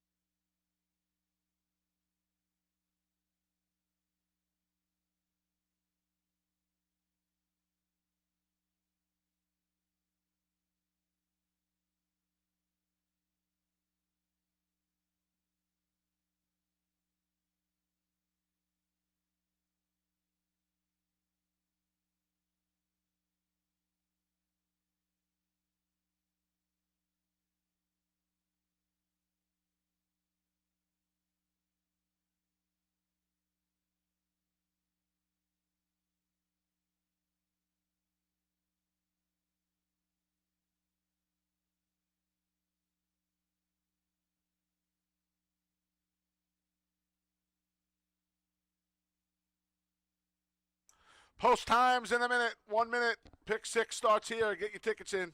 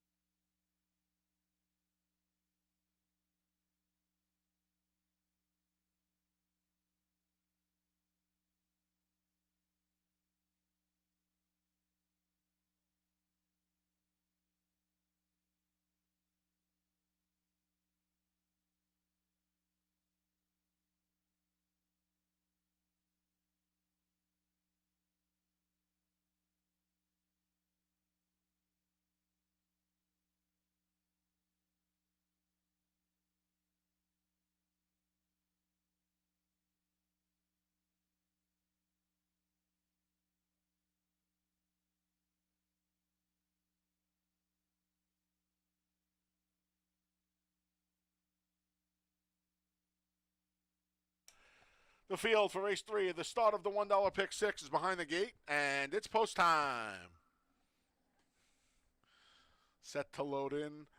Wabonzi, the first to load at a big price.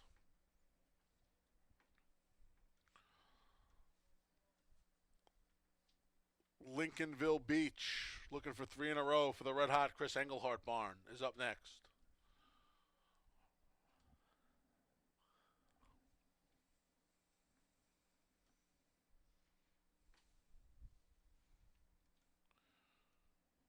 Here's another long shot, Maravilloso.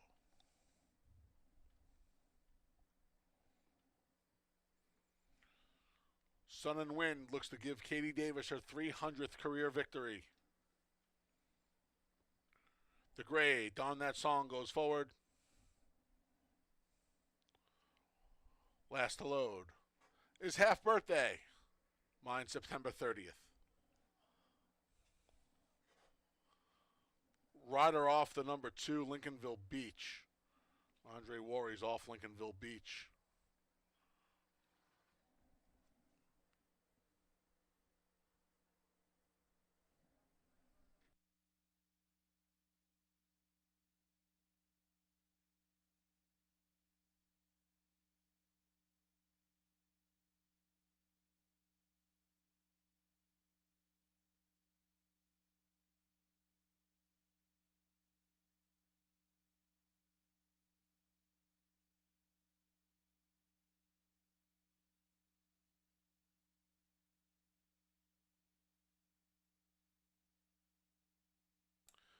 Field is being backed out of the starting gate. We're going to have a delay.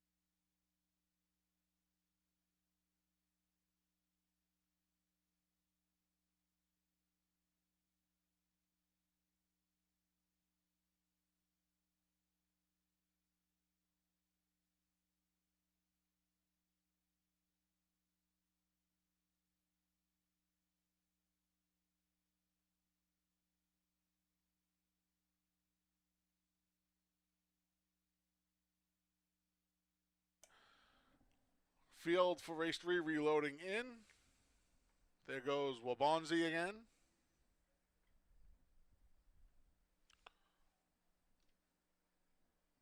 Andre Wari shakes it off.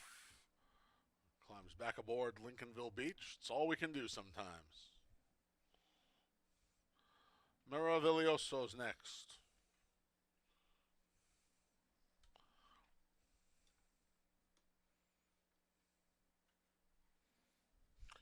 Sun and Wind goes forward.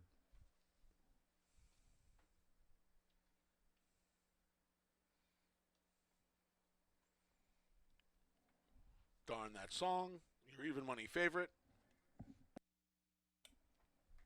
Half Birthday to last to load.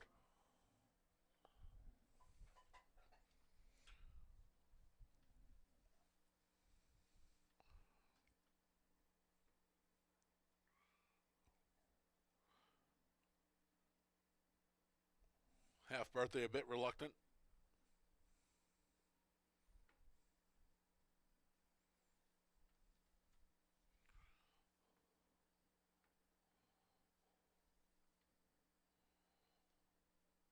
Now she's in.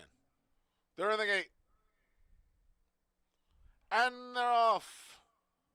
First one to show was Half Birthday. Now here's the duo of Sun and Wind. And the fastest of all is Darn That Song. Darn That Song to the outside of Sun and Wind. A length back to the outside's Half Birthday. Wabonzi's at the rail in fourth. Then we have Maravilloso, and at the tail end of the field is Lincolnville Beach, 7 lengths from front to back here as they make their way towards the far turn, led by Darn That Song. Opening quarter, 23-1. Outside's Half Birthday. Inside is Sun and Wind. They're battling for second and third. Maravilloso moves up. Lincolnville Beach is out of last. Wabonzi trails. The favorite, Darn That Song, has a 3/4 of a length lead. Sun and Wind creeps closer now in second through a half and 47 seconds flat.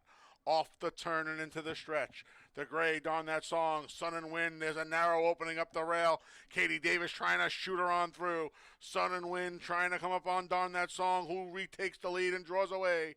It's all Darn That Song past the 16th pole, expanding her lead to 5. It's Darn That Song by 5 on the line. Sun and Wind second best. Then Maravilloso and Half Birthday in 112-1.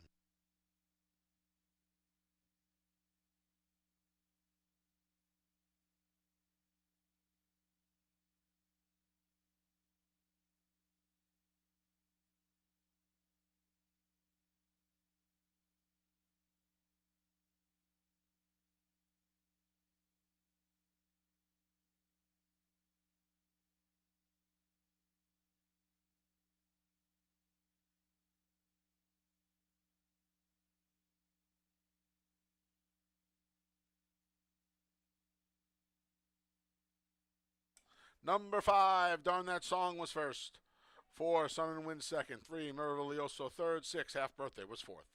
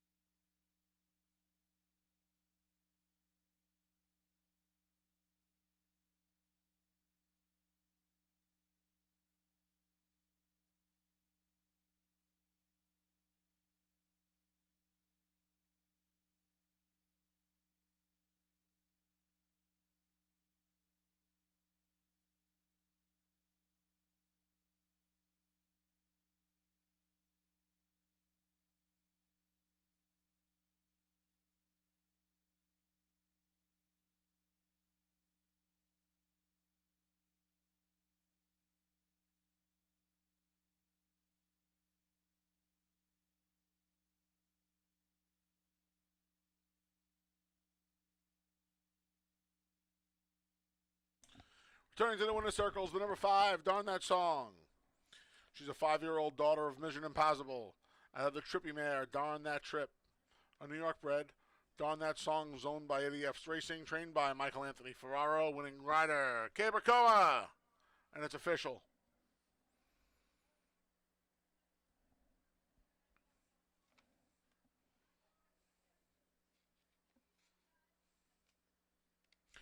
$2 double, 2-5, 22.60. $2 exacta, 5-4, 11, 14.40.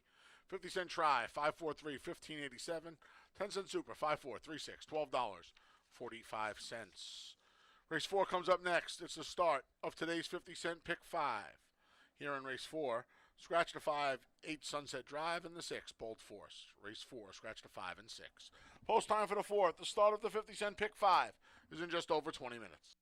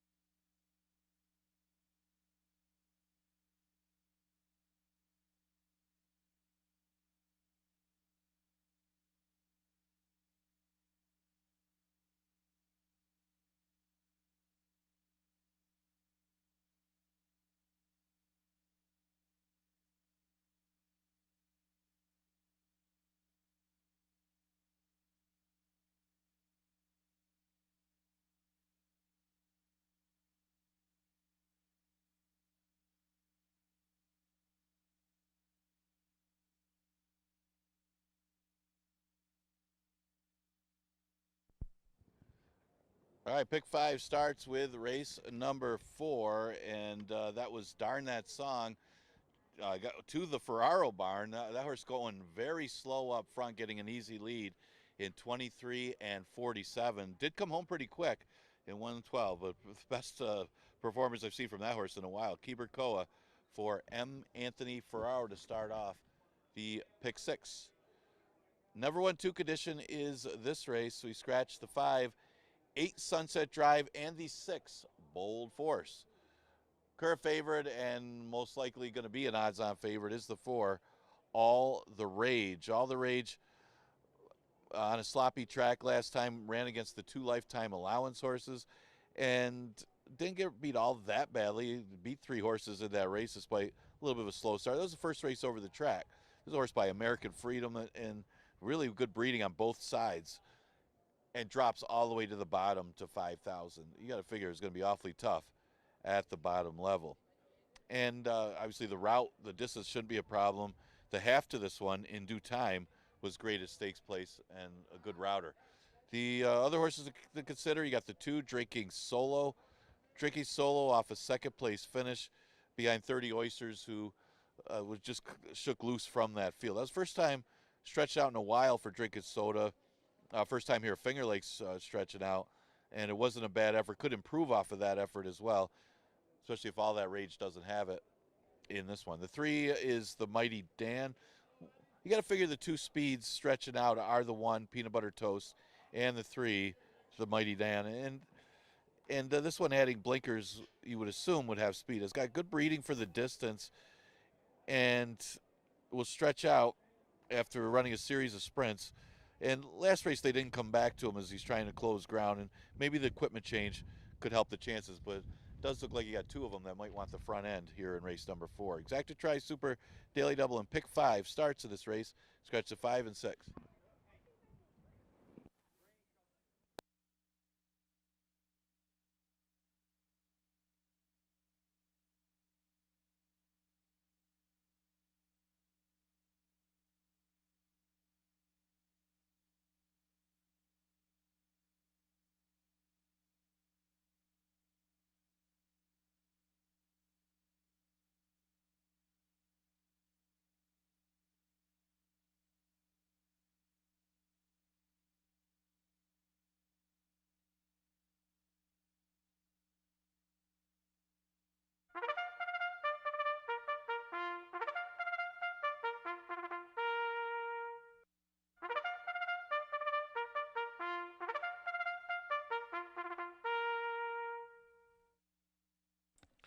The field for race 4, the start of today's 50-cent pick 5, is coming out onto the track.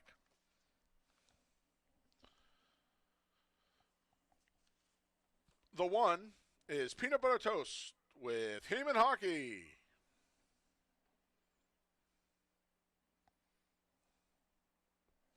The 2 is Drinking Solo.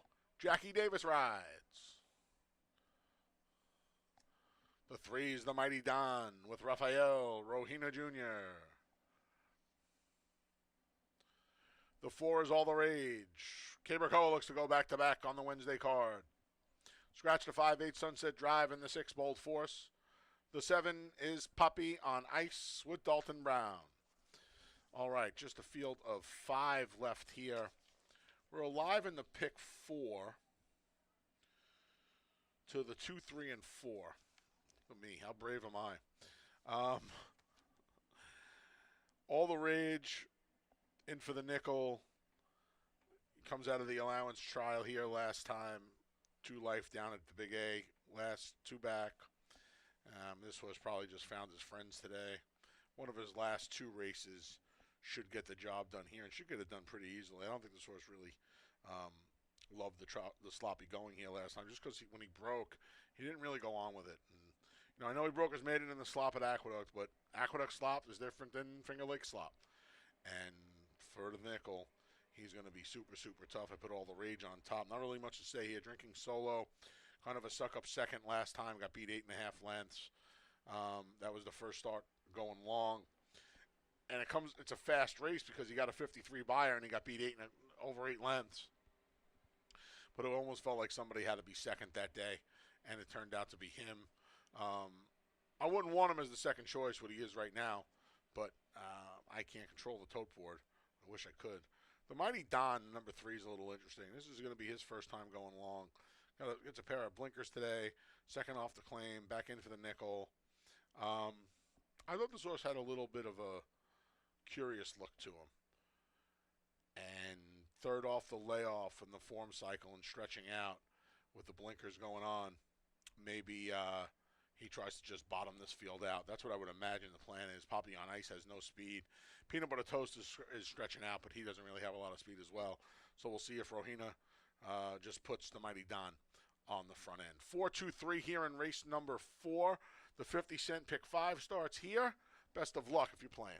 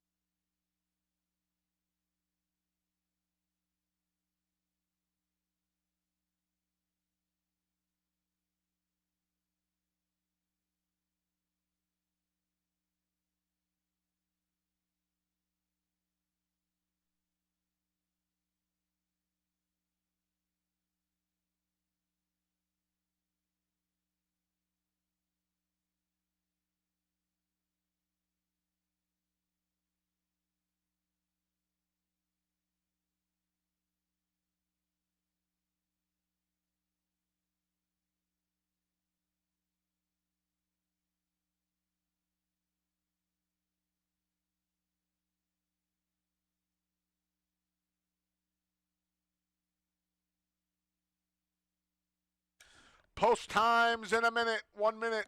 Late pick 5 kicks off here.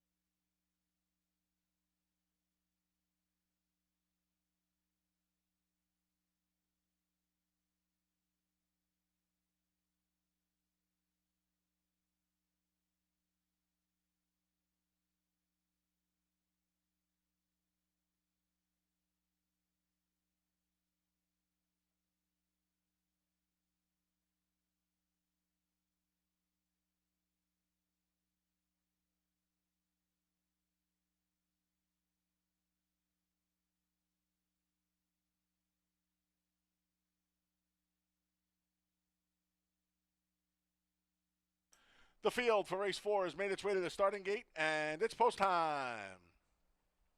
Peanut butter toast goes in.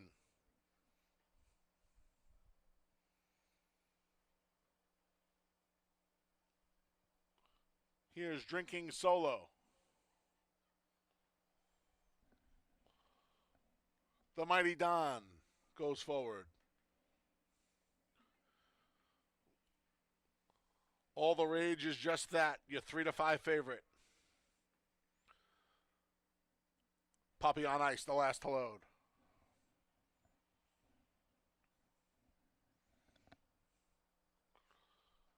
They're in the gate. And they're off. Poppy on Ice broke about a length slow. The rest of them not really anxious for the lead now. The Mighty Don asserts himself and goes to the front. Peanut Butter Toast tries to keep him company, but acquiesces in second. Then we come back to Drinking Solo, who's third. Fourth is your favorite, All the Rage, and Poppy on Ice trails the field early. Around the first turn, it's the Mighty Don. The Mighty Don, a length and a half on Peanut Butter Toast through an opening quarter of 24 and 2. It's the Mighty Don, a length. Moving up outside now, here comes All the Rage with a little bit of a middle move. He goes past Peanut Butter Toast. Poppy on Ice follows the favorite. It allows the trailer to be Drinking Solo. The Mighty Don, a 2-length lead as they make their way to the far turn here. It's the Mighty Don, 50 seconds flat. They've slowed it down a bit. The Mighty Don, Rafael Rohina Jr. trying to nurse him along on the front end. He has a length lead over Peanut Butter Toast. All the Rage under a little bit of a ride here. Cabracoa trying to motivate that one. Poppy on Ice with a 3-wide bid. Still nothing from Drinking Solo. The field's about to pass the quarter pole. And the Mighty Don has been there from the start. 3 quarters in 1:15 and 1. Off the turn and into the stretch. The Mighty Don trying to post a 9-1 upset here. He has a 2-length lead. Poppy on Ice ducks in and goes to the inside, takes his run at the leader now. Poppy on Ice up the inside, trying to hold him off is the Mighty Don. The Mighty Don, Poppy on Ice. Poppy on Ice takes the lead, and Poppy on Ice going to spring a mild upset at 7-2. He won it by 3/4 of a length. Then it was the Mighty Don in 1:48 and 4.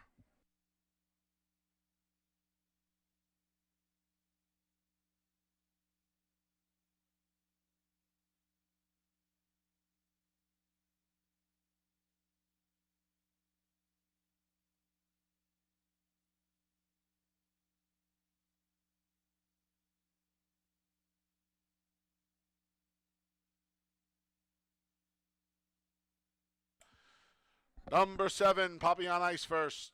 3, The Mighty Don second. 2, Drinking Solo. Third, 4, All the Rage was fourth.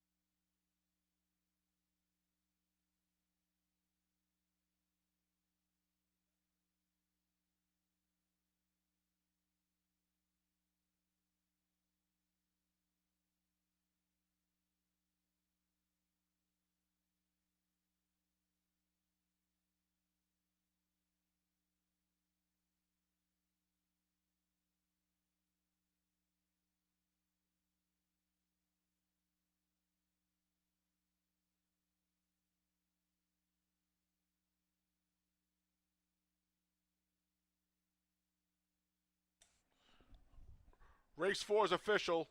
Returning to the winner's circle is the number 7, Poppy on Ice. The 5-year-old gelding is the son of Keen Ice. Out of the Congrats mare, no pictures please. Poppy on Ice is owned by the Randy Man, Randy Persad. Trained by Ordis Henry, winning rider Dalton Brown. $2 double 5-7, 26 even. $2 exacta 7-3, 75.50. 50-cent try 732, 58.62. 10-cent super 7324, $14.95. 50-cent pick 3, 257, $34.62. And the 50-cent pick 4, $96.12. Show prices bigger than the place prices. We had a little bit of a jumper on the number 4, All the Rage. Those prices all okay. Race 5 comes up next. We start the late pick 4. Scratch the 2, U-Butte. Scratch the 2, U-Butte. Post time for the 5th is in just over 19 minutes.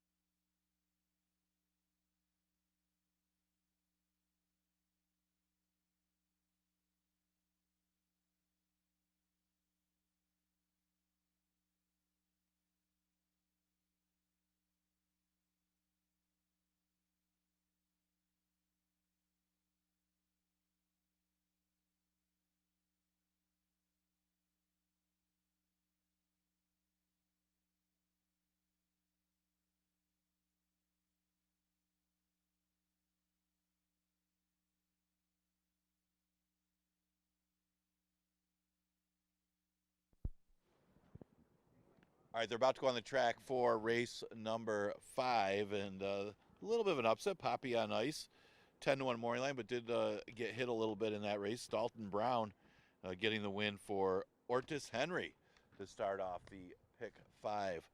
All the rage finishing off the board, not firing in the 4th. 11-9, Maiden Claimer is the 5th. It goes 6 furlongs. Scratch the 2, U Butte. Look at the last trip for Puff's Magic Dragon, and a lot of it had to do with the slow start.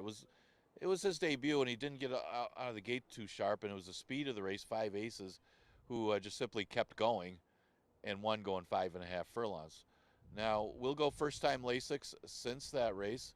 It looks like an easier field that he's facing today, even though it is basically the same level. But going to give an edge to Puff's Magic Dragon at odds of 5-2. The 4 is Support the Cat. Support the Cat's had a lot of chances. You got to say, it's tough to take a horse that's 0 for 28, but he does drop down into this 11-9 maiden claimer after running at least competitively, yet not winning in the maiden special weights. So maybe shopping for a spot to win now is Support the Cat, and getting a little bit of class relief could put him in the number. The tricky read is the 1, Perno, was taking some early money. Last race was on the turf going long, and it showed nothing in that race, finished last. But, he's tough to gauge because he's only had 2 races where he's been on a fast dirt racetrack. So see how he handles it today, and he might be that much better on it. He's just simply been facing tougher competition than what he'll face here, so he's automatically a contender in the 5th. Exacta Tri Super Daily Double and Pick 4 starts in this race. Scratch the 2, U Butte.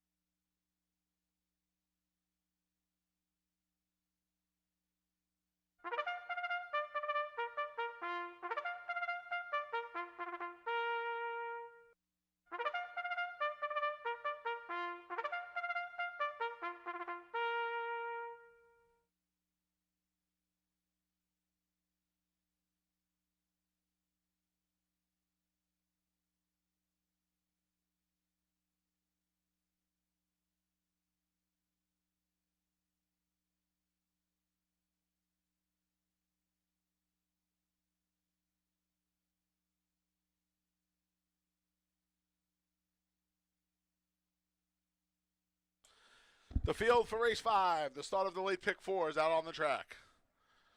The 1 is Perno with Andre Worry. Scratch the 2, U Butte. The 3 is Father Tim. Joel Cruz rides.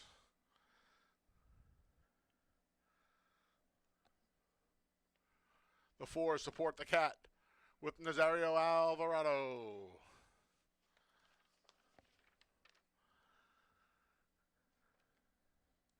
The 5's Castle Cove Spirit.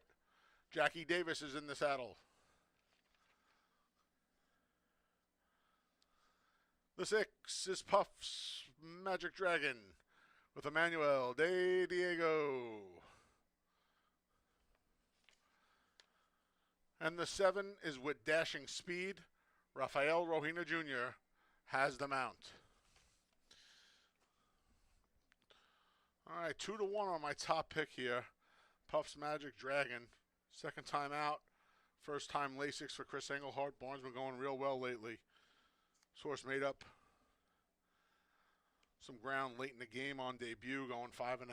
Gets an extra half furlong. Gets the Lasix. And I would imagine he's going to just take the usual expected, if you will, improvement first to second time out. Chris don't have great numbers second time starter maidens, but he has good numbers with Lasix, first time Lasix. And I would imagine this horse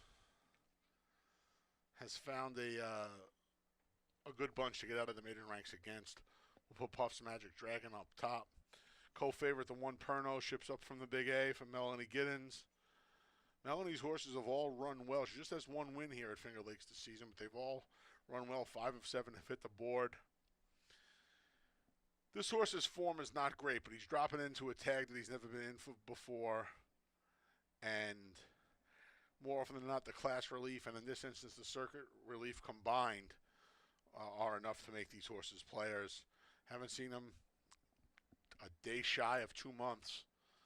But he attracts Andre Worry, and his best race in his career did come going 6.5 furlongs sprinting at Aqueduct, but that was over a sloppy track. We'll see if all the relief helps Perno's cause this afternoon. Finally support the Cat.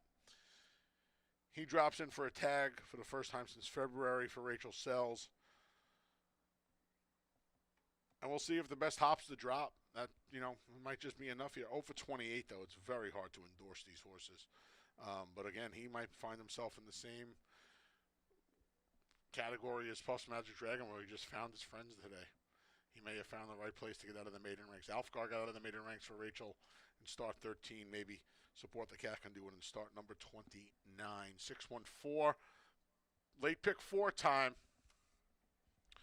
My ticket is 1-6 with 1-2-6 with 4-6 with 1-2-5-7-8 for $30. 1-6 with 1-2-6 with 4-6 with 1-2-5-7-8. Best of luck if you're playing. You have a little over a minute to post for the 5th.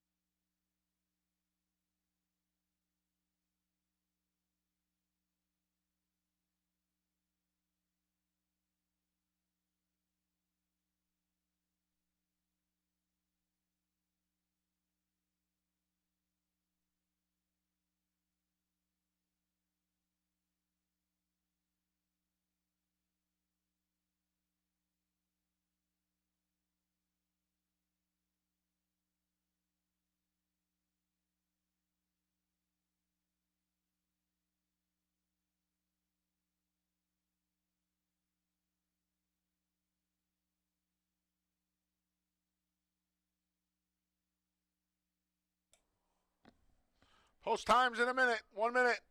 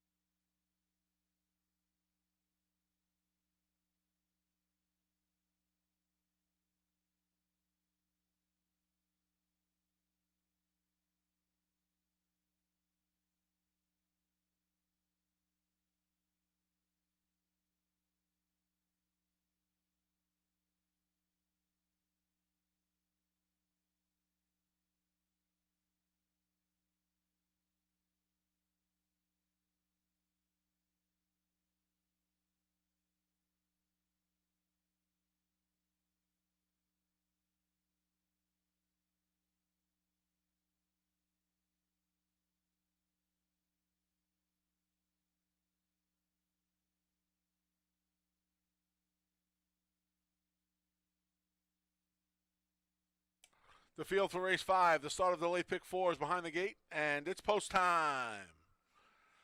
Perno just dipped all the way down to even money. He's your favorite going in.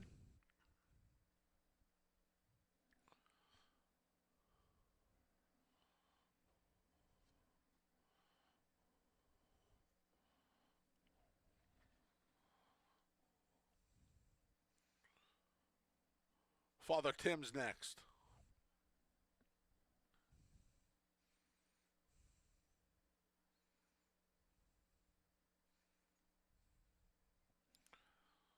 Support the Cat goes forward.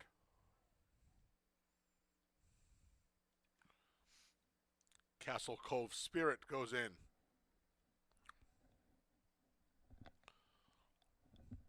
Here's Puff's Magic Dragon. With dashing speed, the last to load. They're in the gate. And they're off. From the outside, Puff's Magic Dragon for the lead. There's Perno to challenge and take over. Perno a length. Puff's Magic Dragon back in second. Then we come back to Support the Cat, who's settled into third, as Father Tim rushes up the inside to challenge for that third spot. It's a gap of 6 or 7 lengths back to Castle Cove Spirit. And at the back is with dashing speed. Perno has a 2-length lead through an opening quarter in a sharp 23 flat. Puff's Magic Dragon moves into second past Support the Cat. Then Father Tim. Castle Cove Spirit's catching up. He's still got 10 to make up. And with dashing speeds, 15 from the leader, it's still Perno. Perno with a 2-length lead over Puff's Magic Dragon. Emmanuel De Diego trying to get him closer through a half and 46 and 3.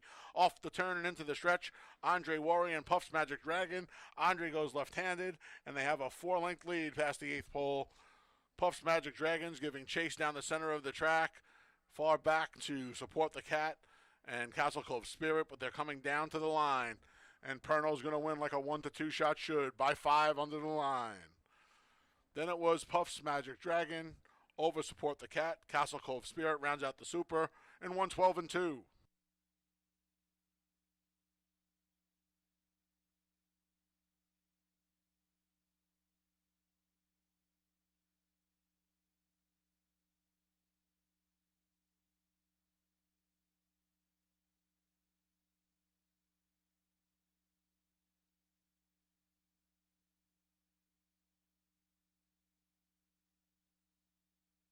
Number 1, Perno was first. 6, Puff's Magic Dragon second. 4, Support the Cat third. 5, Castle Cove Spirit finished fourth.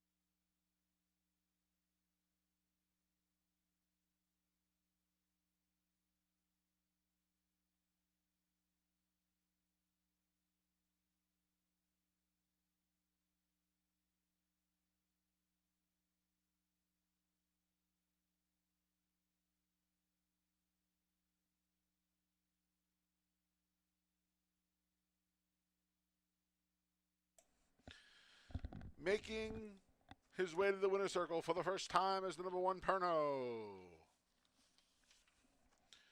He's a 3-year-old gelding, a son of Lord Nelson, out of the Macho Uno mare Blissfully. A New York bred, Perno is owned by Robert Wojcik, trained by Melanie Giddens, winning rider Andre Warrior.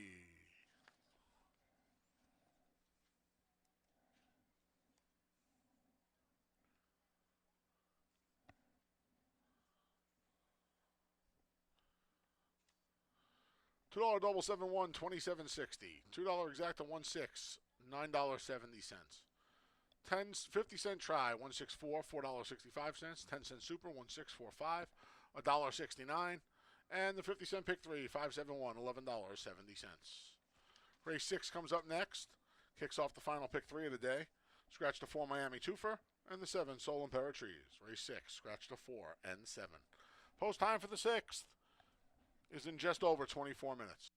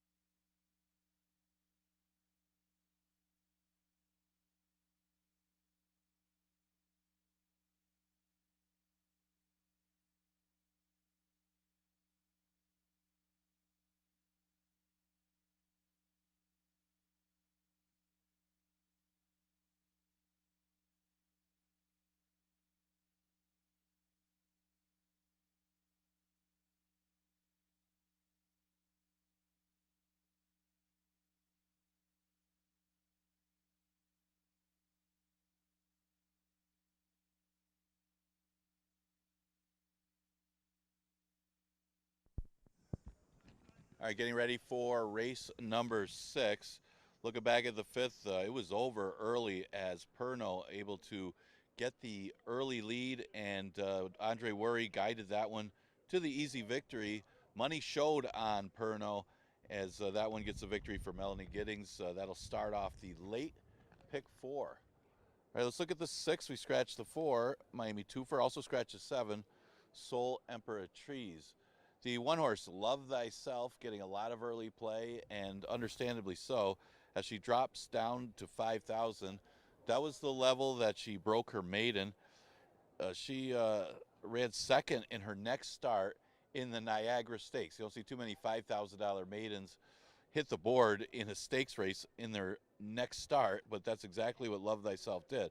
Now, other than Sweet Brown Sugar, it wasn't the strongest of fields, but she did finish second in front of Dorth Soul Dancer, who's been running well in allowance conditions.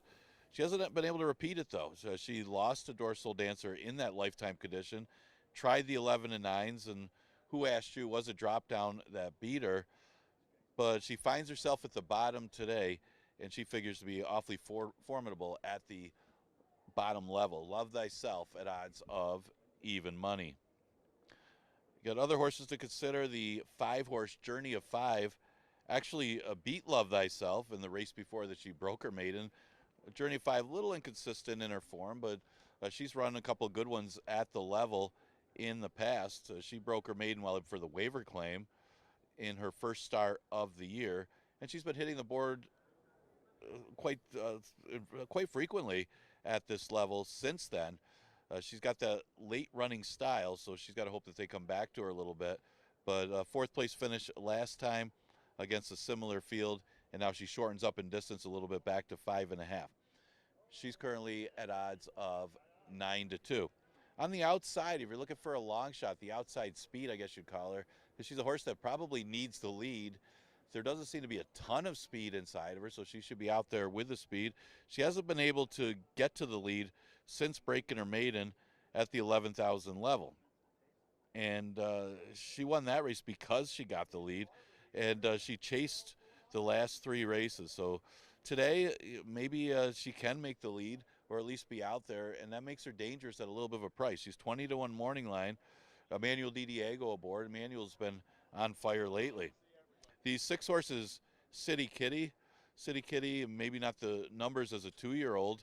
She dropped to a maiden claimer to get through the 2-year-old maiden condition. That was in the slop. This will be the first fast track that she's been on. So she comes off a long layoff since November, making her first start as a 3-year-old, but catches a pretty soft group to do so.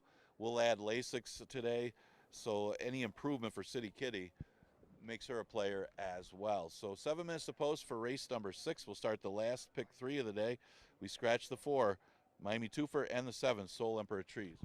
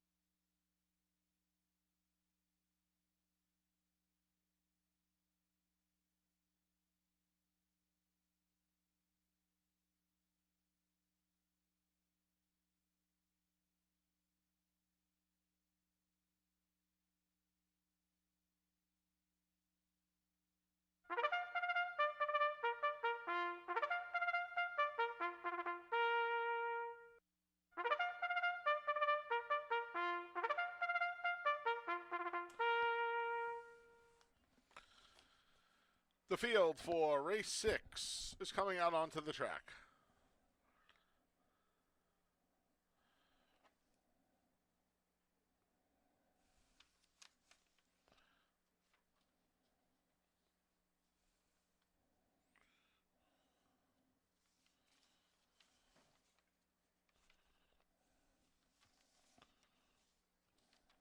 The 1 is Love Thyself.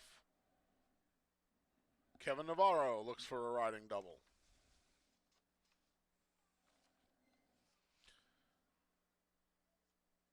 The 2 is Lady Lawrence. Cabercoa looks like a riding double. The 3 is Flute Song with Rafael Rohina Jr.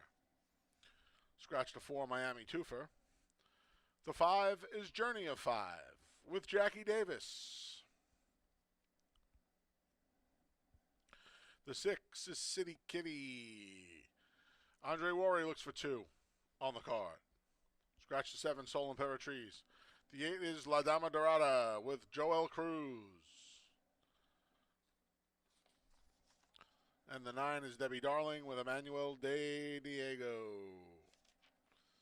All right, City Kitty for me, the number 6 on the board at 7-2. First star is a 3-year-old.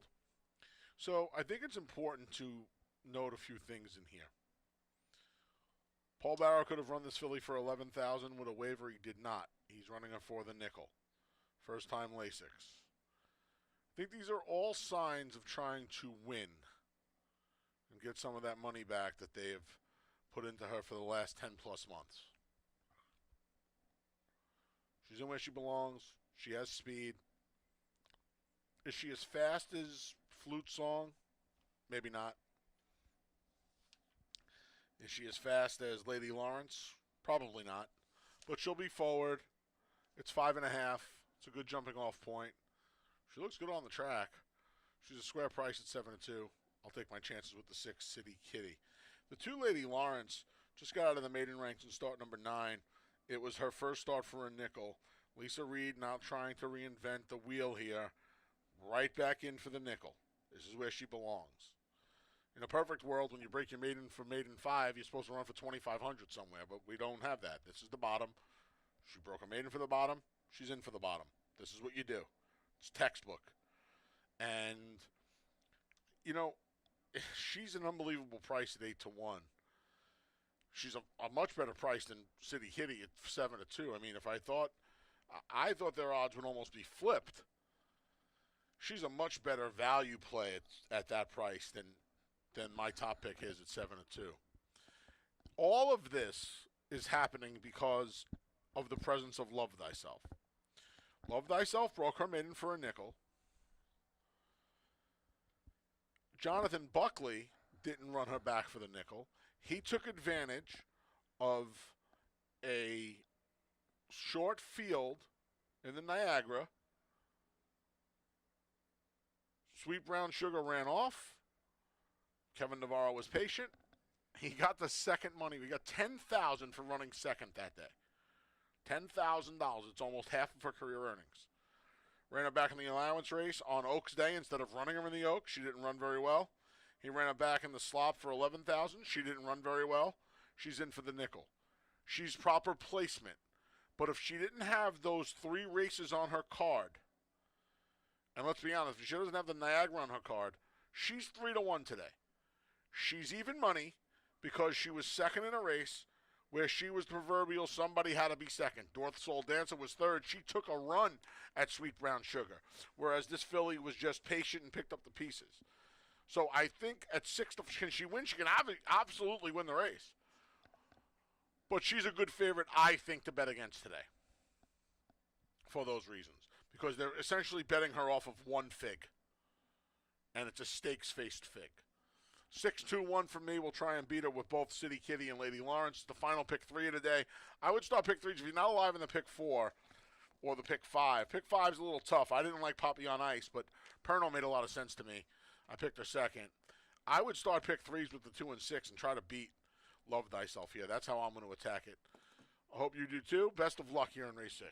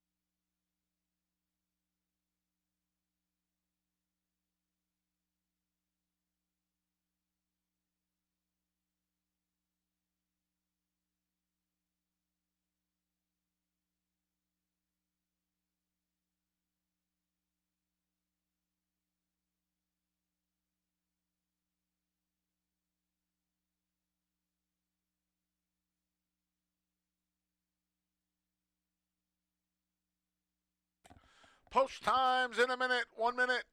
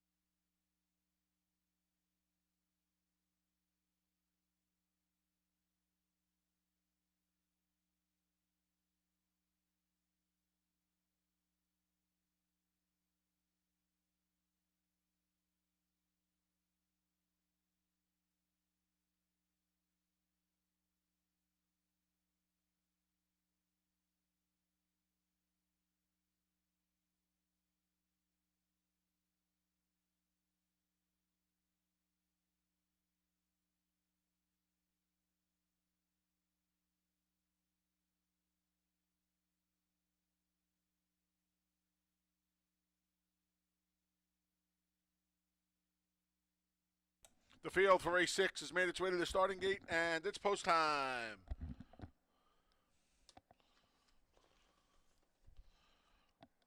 One to two favorite, Love Thyself, in first.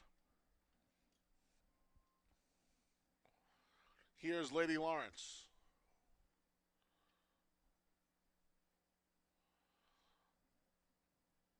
Flute Song goes forward.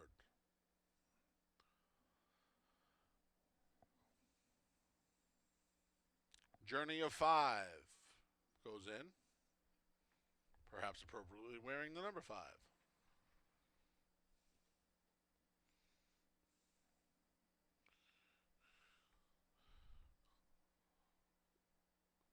City Kitty goes in for her first start in just over 10 months.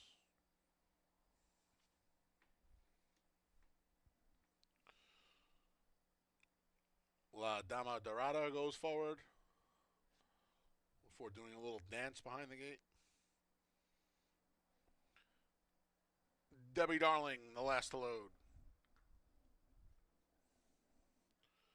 They're in the gate. And they're off. Journey of 5 out for the lead. Inside is Flute Song being hustled by Rafael Rohina Jr. Far outside, Debbie Darling. These three have a length and a half on La Dama Dorada and Lady Lawrence. At the back of the pack is the big favorite, Love Thyself, who's shadowed by the returning City Kitty. Up front, speed duel develops between Debbie Darling and Flute Song. They rip through the opening quarter in 22 and 3. It's a gap of 4 lengths to the duo of La Dama Dorada, who was just passed by Journey of 5, who broke alertly but is now back in third as the field makes their way around the far turn. Love Thyself's out of last. She still has a lot to do. Then Lady Lawrence and City Kitty. The field comes off the turn and into the stretch, led by Debbie Darling. Debbie Darling, Love Thyself, weaving through traffic now with Kevin Navarro, half 46 and 4.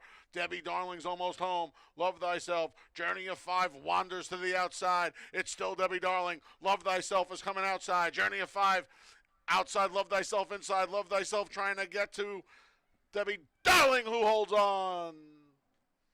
Debbie Darling, a desperate head. It was really, really tight for second. Love Thyself, maybe in a photo over Journey of 5. That was real close in 106 and 4.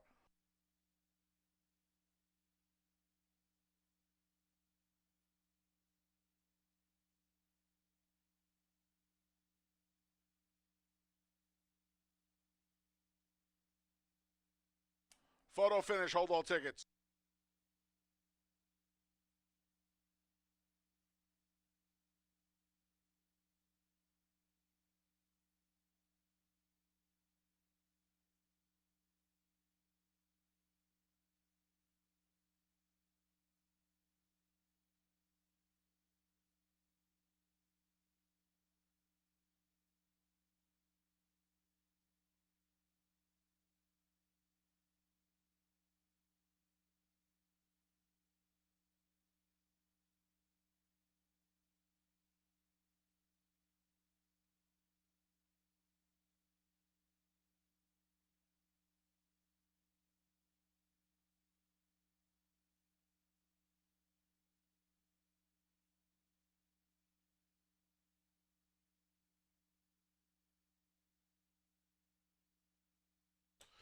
Number 9, Debbie Darling was first. 1, Love Thyself second. 5, Journey of 5 third. 2, Lady Lawrence fourth. 9152 in race 6.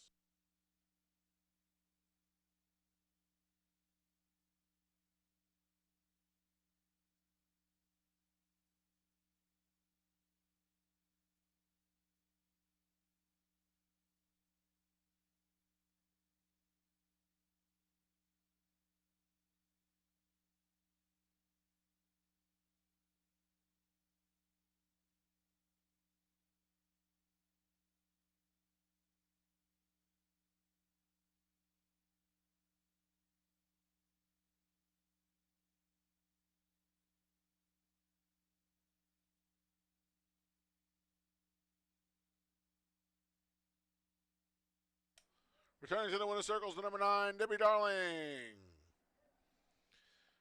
She's a 4-year-old daughter of Frost Giant out of the During Mare Subtle Sweetness, a New York bred. Debbie Darling's owned by Sunrise Stables, trained by Ralphie D'Alessandro, winning rider Emmanuel De Diego, and it's official. $2 double 19, 28.40. $2 exacta 91, 26.60. 50-cent try 915, 14 and a quarter. 10-cent super 9152, $6.15. Race 7 comes up next. It kicks off the late double. Scratch the 2, Blue City, and the 3D's Wise Guy. Scratch the 2 and 3. Rider change for the 5, Stone Guitar. 2, Emmanuel De Diego. De Diego rides the 5. And in race number 8, scratch the 3, Lucky Mucho Man. Race 8, scratch the 3. Post time for the 7th, start of the late double, is in just over 22 minutes.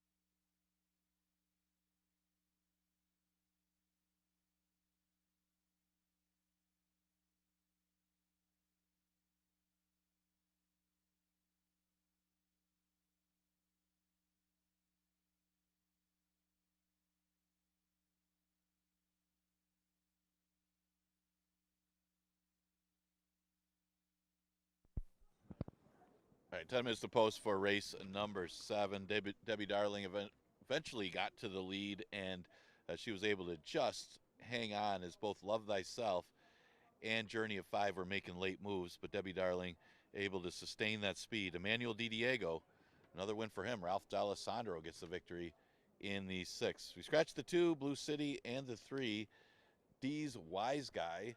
One of the speeds out of the race. Still got the 2 speeds of Honor Among Men and Stone Guitar. Obviously, Honor Among Men hasn't been the same horse that he used to be. He's been running for 5 the last couple starts after winning for 5 and being claimed. Was reclaimed and ran a little better last time, but was unable to get the 6 furlongs at the 5,000 level. Got a little tired at the end. Getting a lot of play early is Honor Among Men. But he's going to have to deal with Stone Guitar early.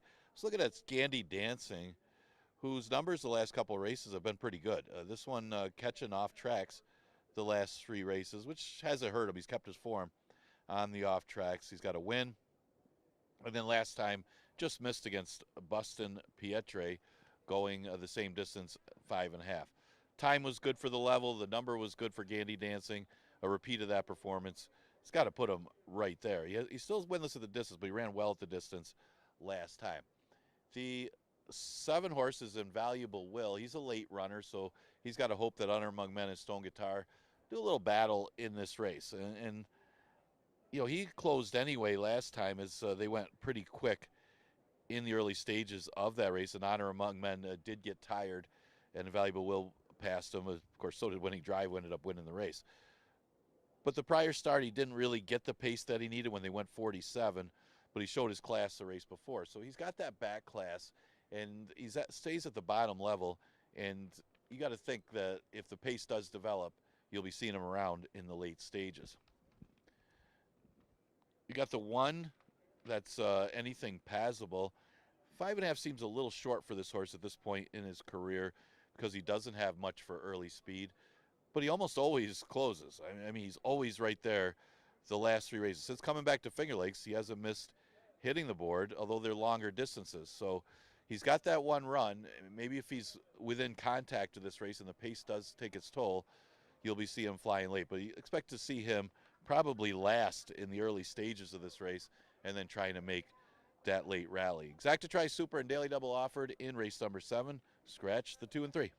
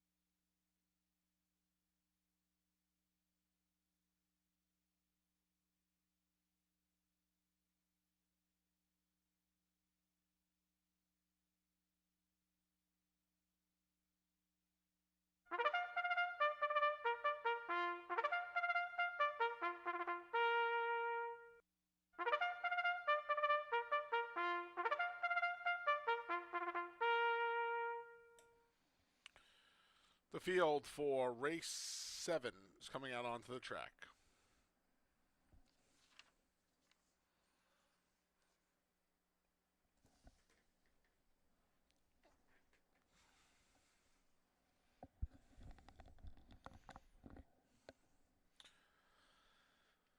The 1 is Anything Passable with Nazario Alvarado. Scratch the 2, Blue City, and the 3, D's Wise Guy. The 4 is Honor Among Men. Andre Worry looks for his 2nd win on the card. The 5, Stone Guitar. Please note the rider changed to Emmanuel Di Diego, who's looking for a riding double.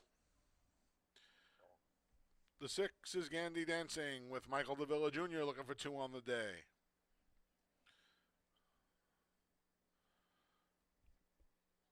the 7 is Invaluable Will with Joel Cruz.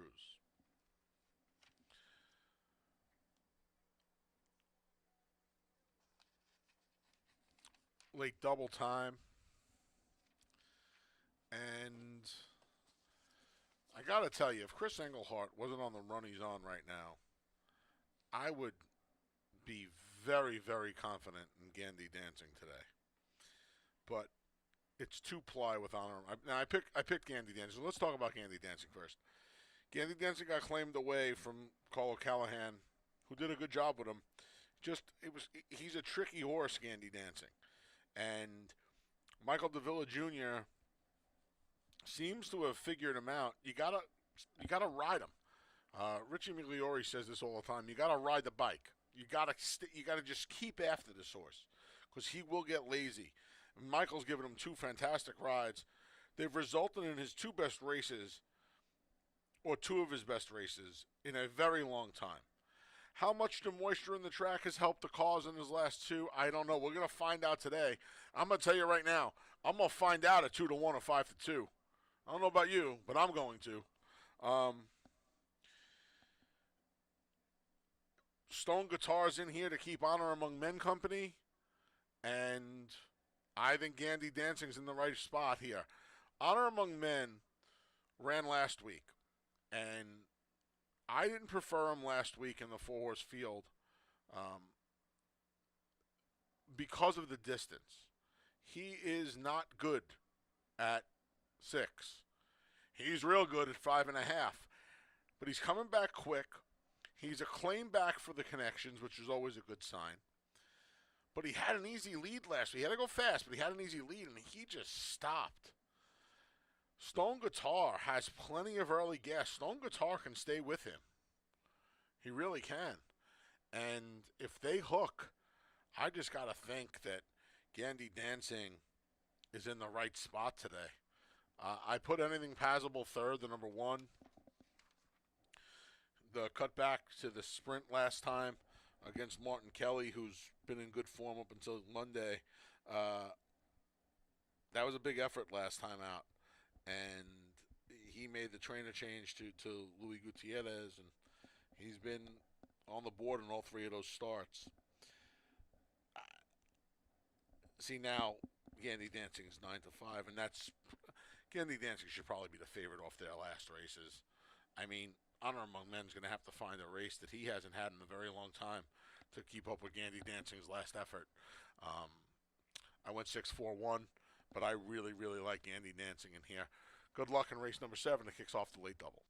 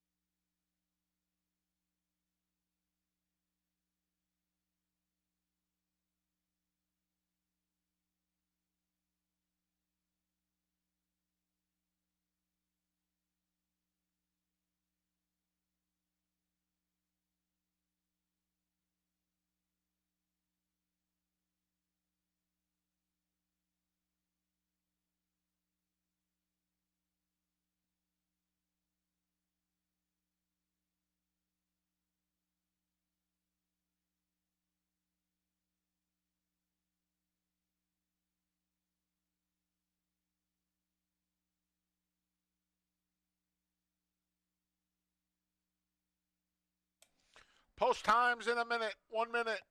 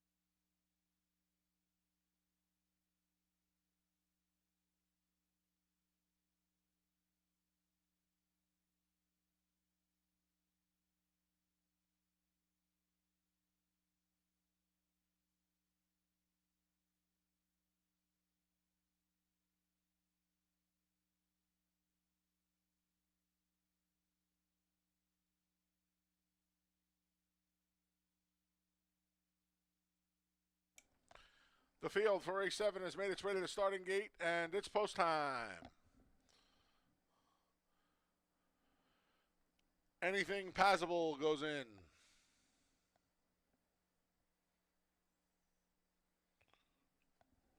Here's Honor Among Men. Stone Guitars next.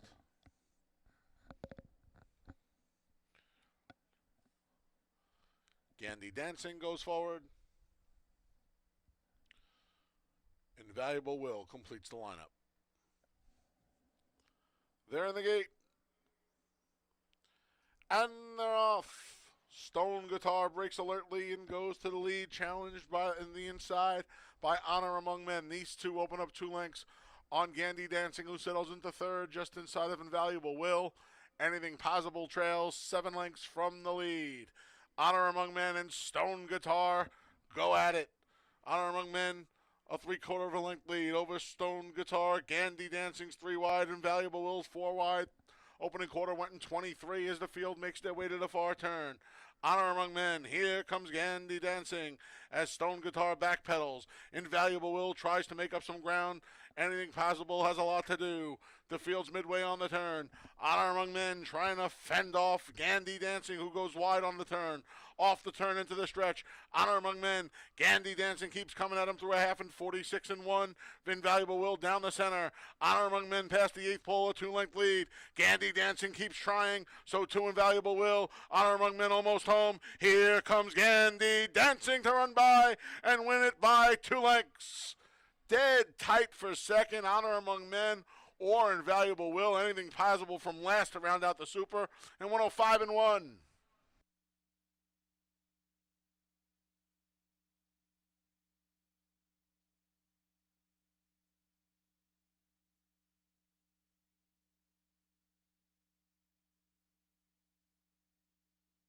Number 6, Gandy Dancing was first. It's a photo for second.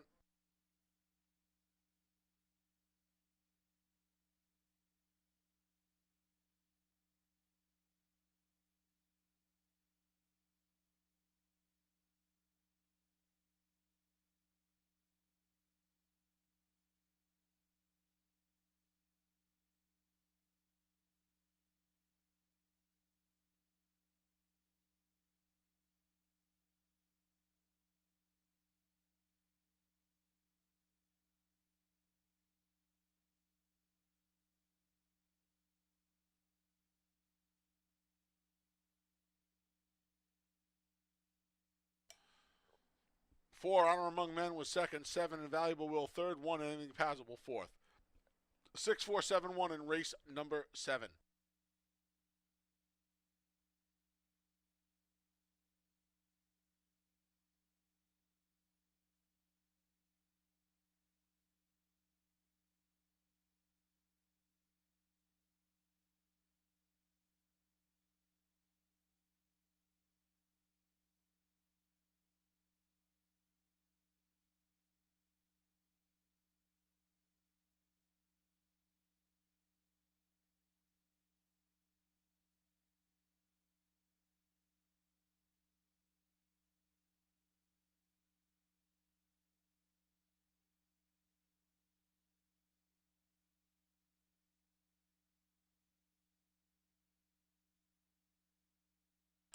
Returning to the winner's circles, the number 6, Gandy Dancing. 7-year-old gelding's a son of Flatter, out of the Forest Wildcat mare Wild Grace. A New York bred, Gandy Dancing's owned by Forgotten Man Racing Incorporated, trained by Asaph Ronan, winning rider. 2 on the card from Michael Davila Jr., and it's official. $2 double 9-6, 29 even. $2 exacta 6-4, $12.80. 50-cent try 6-4-7, a nickel short of $6. And the 10-cent super 6-4-7-1, $2, and that nickel. Race 8 comes up next. The finale offers win, play, show, exacta try, and superfecta wagering. Scratch to 3, Lucky Mucho Man. Post time for race 8 in just over 22 minutes.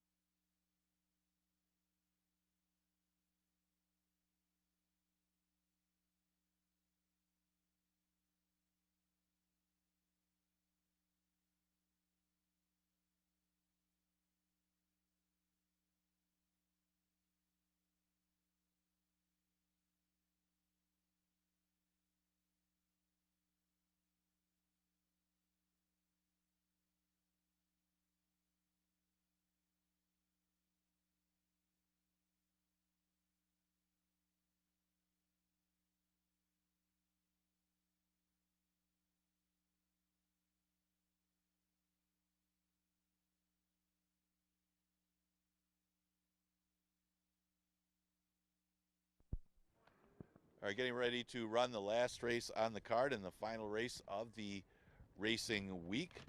That was Gandy Dancing, just getting to Honor Among Men, as that short distance of 5.5. Honor Among Men just got a little tired late, but Gandy Dancing chased him the entire way and finally got to him. Michael Davila for trainer Asaf Ronan. Just a reminder, we are dark the next few days. Next live day will be Monday with that 1 o'clock first post. Never won 3 condition is this last. And we do scratch the 3, Lucky Mucho Man. Now you got an inside horse playing with Matches who has a big class edge on this field, dropping all the way to the bottom. There's a second Linda Rice trainee that we've seen that running for 5,000 with a drop in class. All that rage earlier actually caused some high show payouts as that one finished 4th. See if this one runs a little bit better. I mean, it was in for the waiver claim at Saratoga for 25,000. Now running for 5 here at Finger Lakes.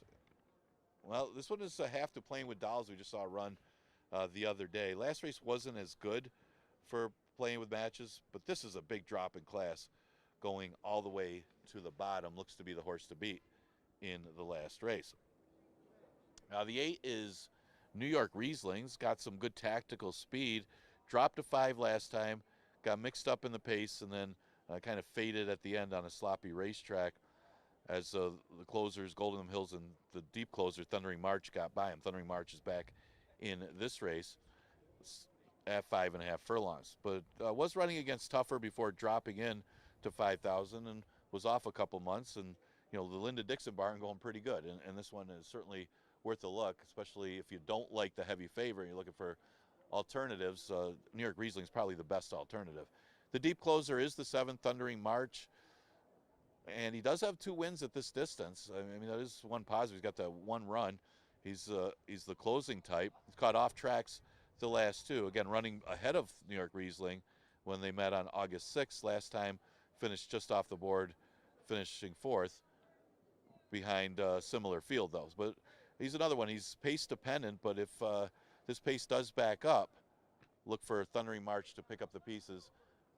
Hard to leave out at tries of supers in this race.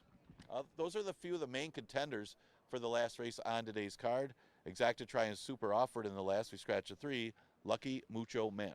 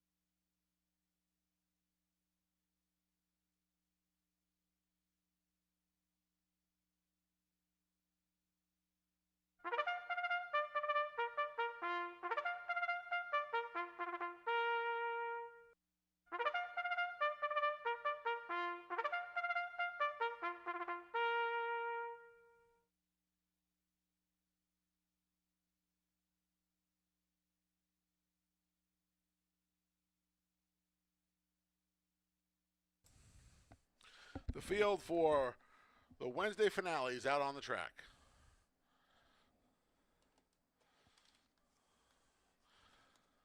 The 1 is Playing with Matches with Cabracoa.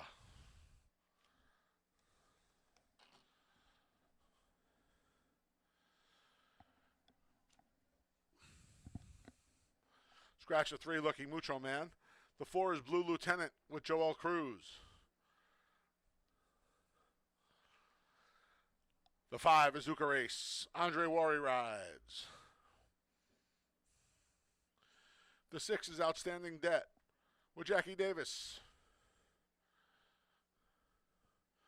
The 7's Thundering March. Luis Perez rides. The 8 is New York Riesling with Nazario Alvarado. And the 2 is Pure Crazy Groove with Dalton Brown.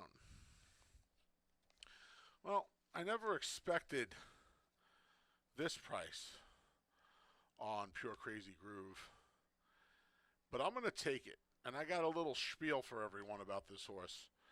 I know I spread deep in the pick 4, but when you like a horse like this, you almost have to, because he's feast or famine. So let's talk about the feast. He's run 4 times on fast tracks. Broke his maiden first time out, going 7 on New Year's Eve. He came back against 8 2 Lifes at Gulfstream where he broke his maiden. Then he came here, made the trainer change to Lugu, tried 2 turns in the slop, no good. Fast track, nickel 2 Life, alternates on the lead, gets the job done. Comes back on a good track, 3 Life, no good. As the 5 2 favorite. This horse's 2 wet track races are absolutely abysmal. His dry track races make him a very obvious player in here. But he is dirtied up by those wet track races here at Finger Lakes, and I'm going to try to take advantage of it. I like Pure Crazy Groove. I put Playing What Matches second. Linda Rice has shipped a handful of horses here, and to say that they have underperformed and underachieved is putting it very nicely. This horse takes the big drop from the 14 3 Life to the nickel. If he shows up in one of his races that he's run in the past, he's probably going to win. But I don't trust them at this point. If they win, they win. Take my chances at 17 1. I'll wrap things up with the 7 Thundering March, who always gives a good account of himself. I love horses that are always closing ground at the end of their races. He doesn't like to win. He'd much rather run second. 3 of his last 4 second place finishes. Doesn't matter the distance, the ground. He just likes to run second. So I rounded it out with him. 217. Let's try and walk it off. There's a pick 6 carryover into Monday. We have a 9 race card Monday. It's a fantastic card. A lot of contentious races. The PPs are up already at fingerlakesgaming.com. Start capping. You got 4 full days. And we'll be back here Monday at 1. That's when live racing resumes. Thanks for joining us today and this week. Best of luck in the finale. Let's try and get Pure Crazy Groove home at a price.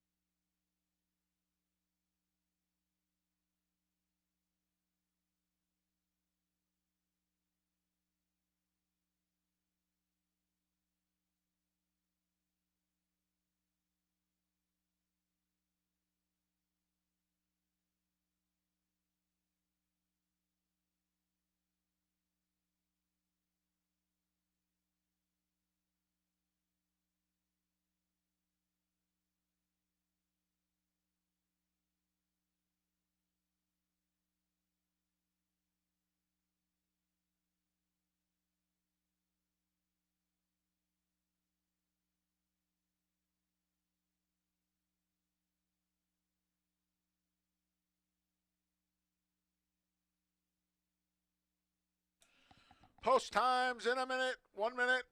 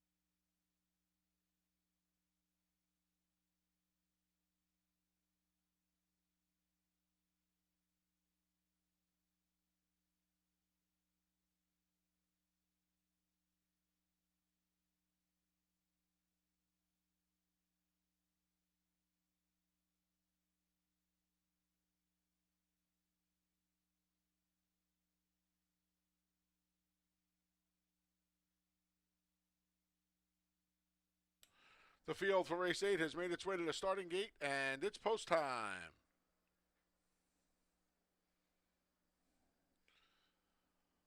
Both New York Riesling and Playing with Matches are in. Here's Pure Crazy Groove.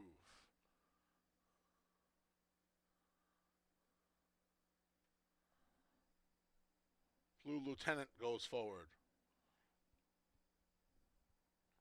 Here's Zuka Race.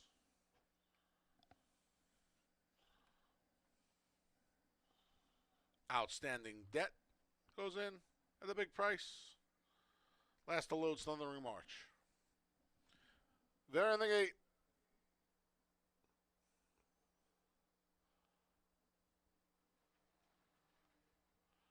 And they're off. Braking slowly with both Thundering March and the favorite Playing with Matches.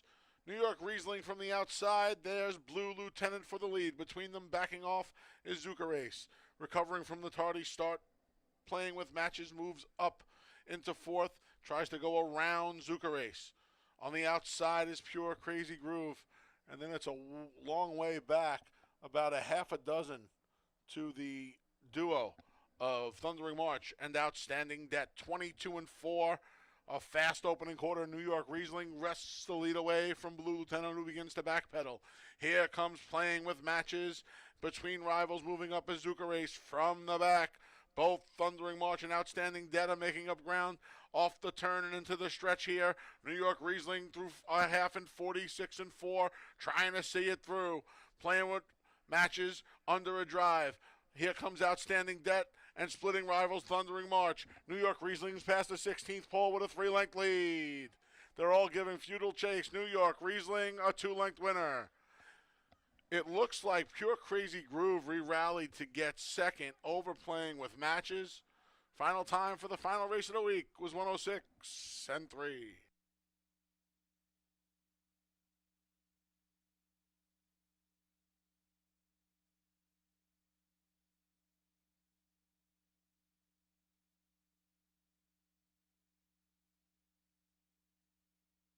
Number 8, New York Riesling was first. It's a photo for second.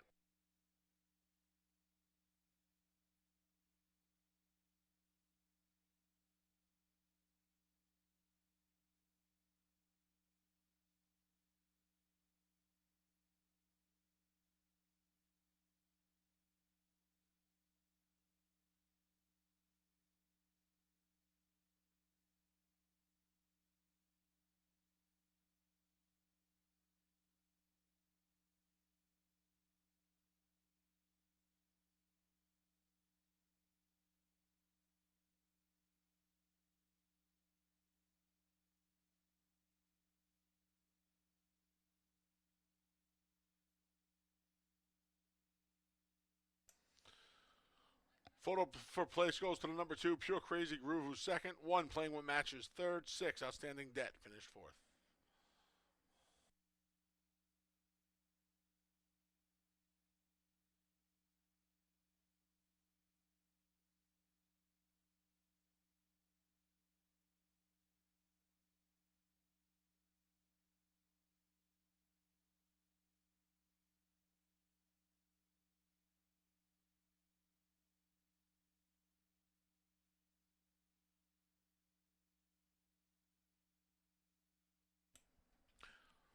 Returning to the winner's circle is the number 8, New York Riesling.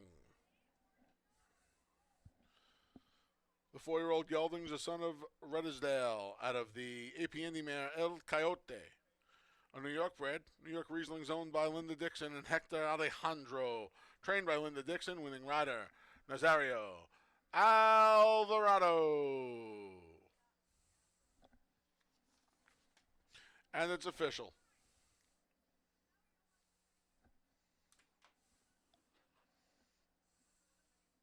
$2 double 6-8, 21.60.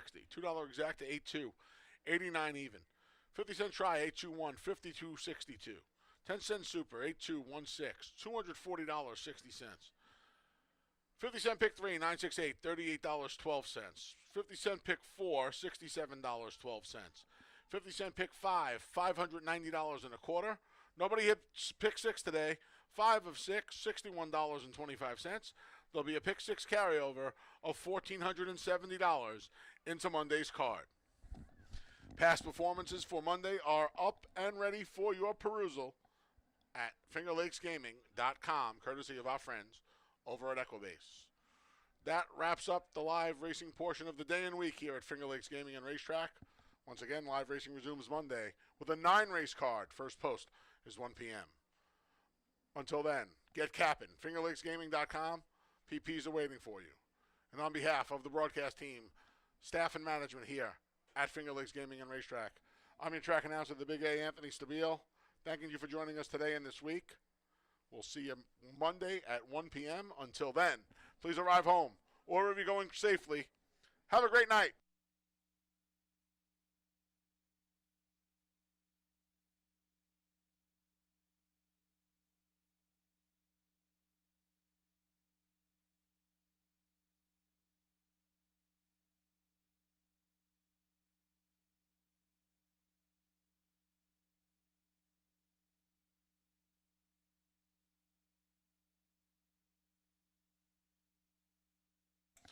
Folks, we had a claim in late race 8. The number 7, Thundering March, the new trainer, Omani Williams. Omani Williams claimed the number 7, Thundering March, out of race 8.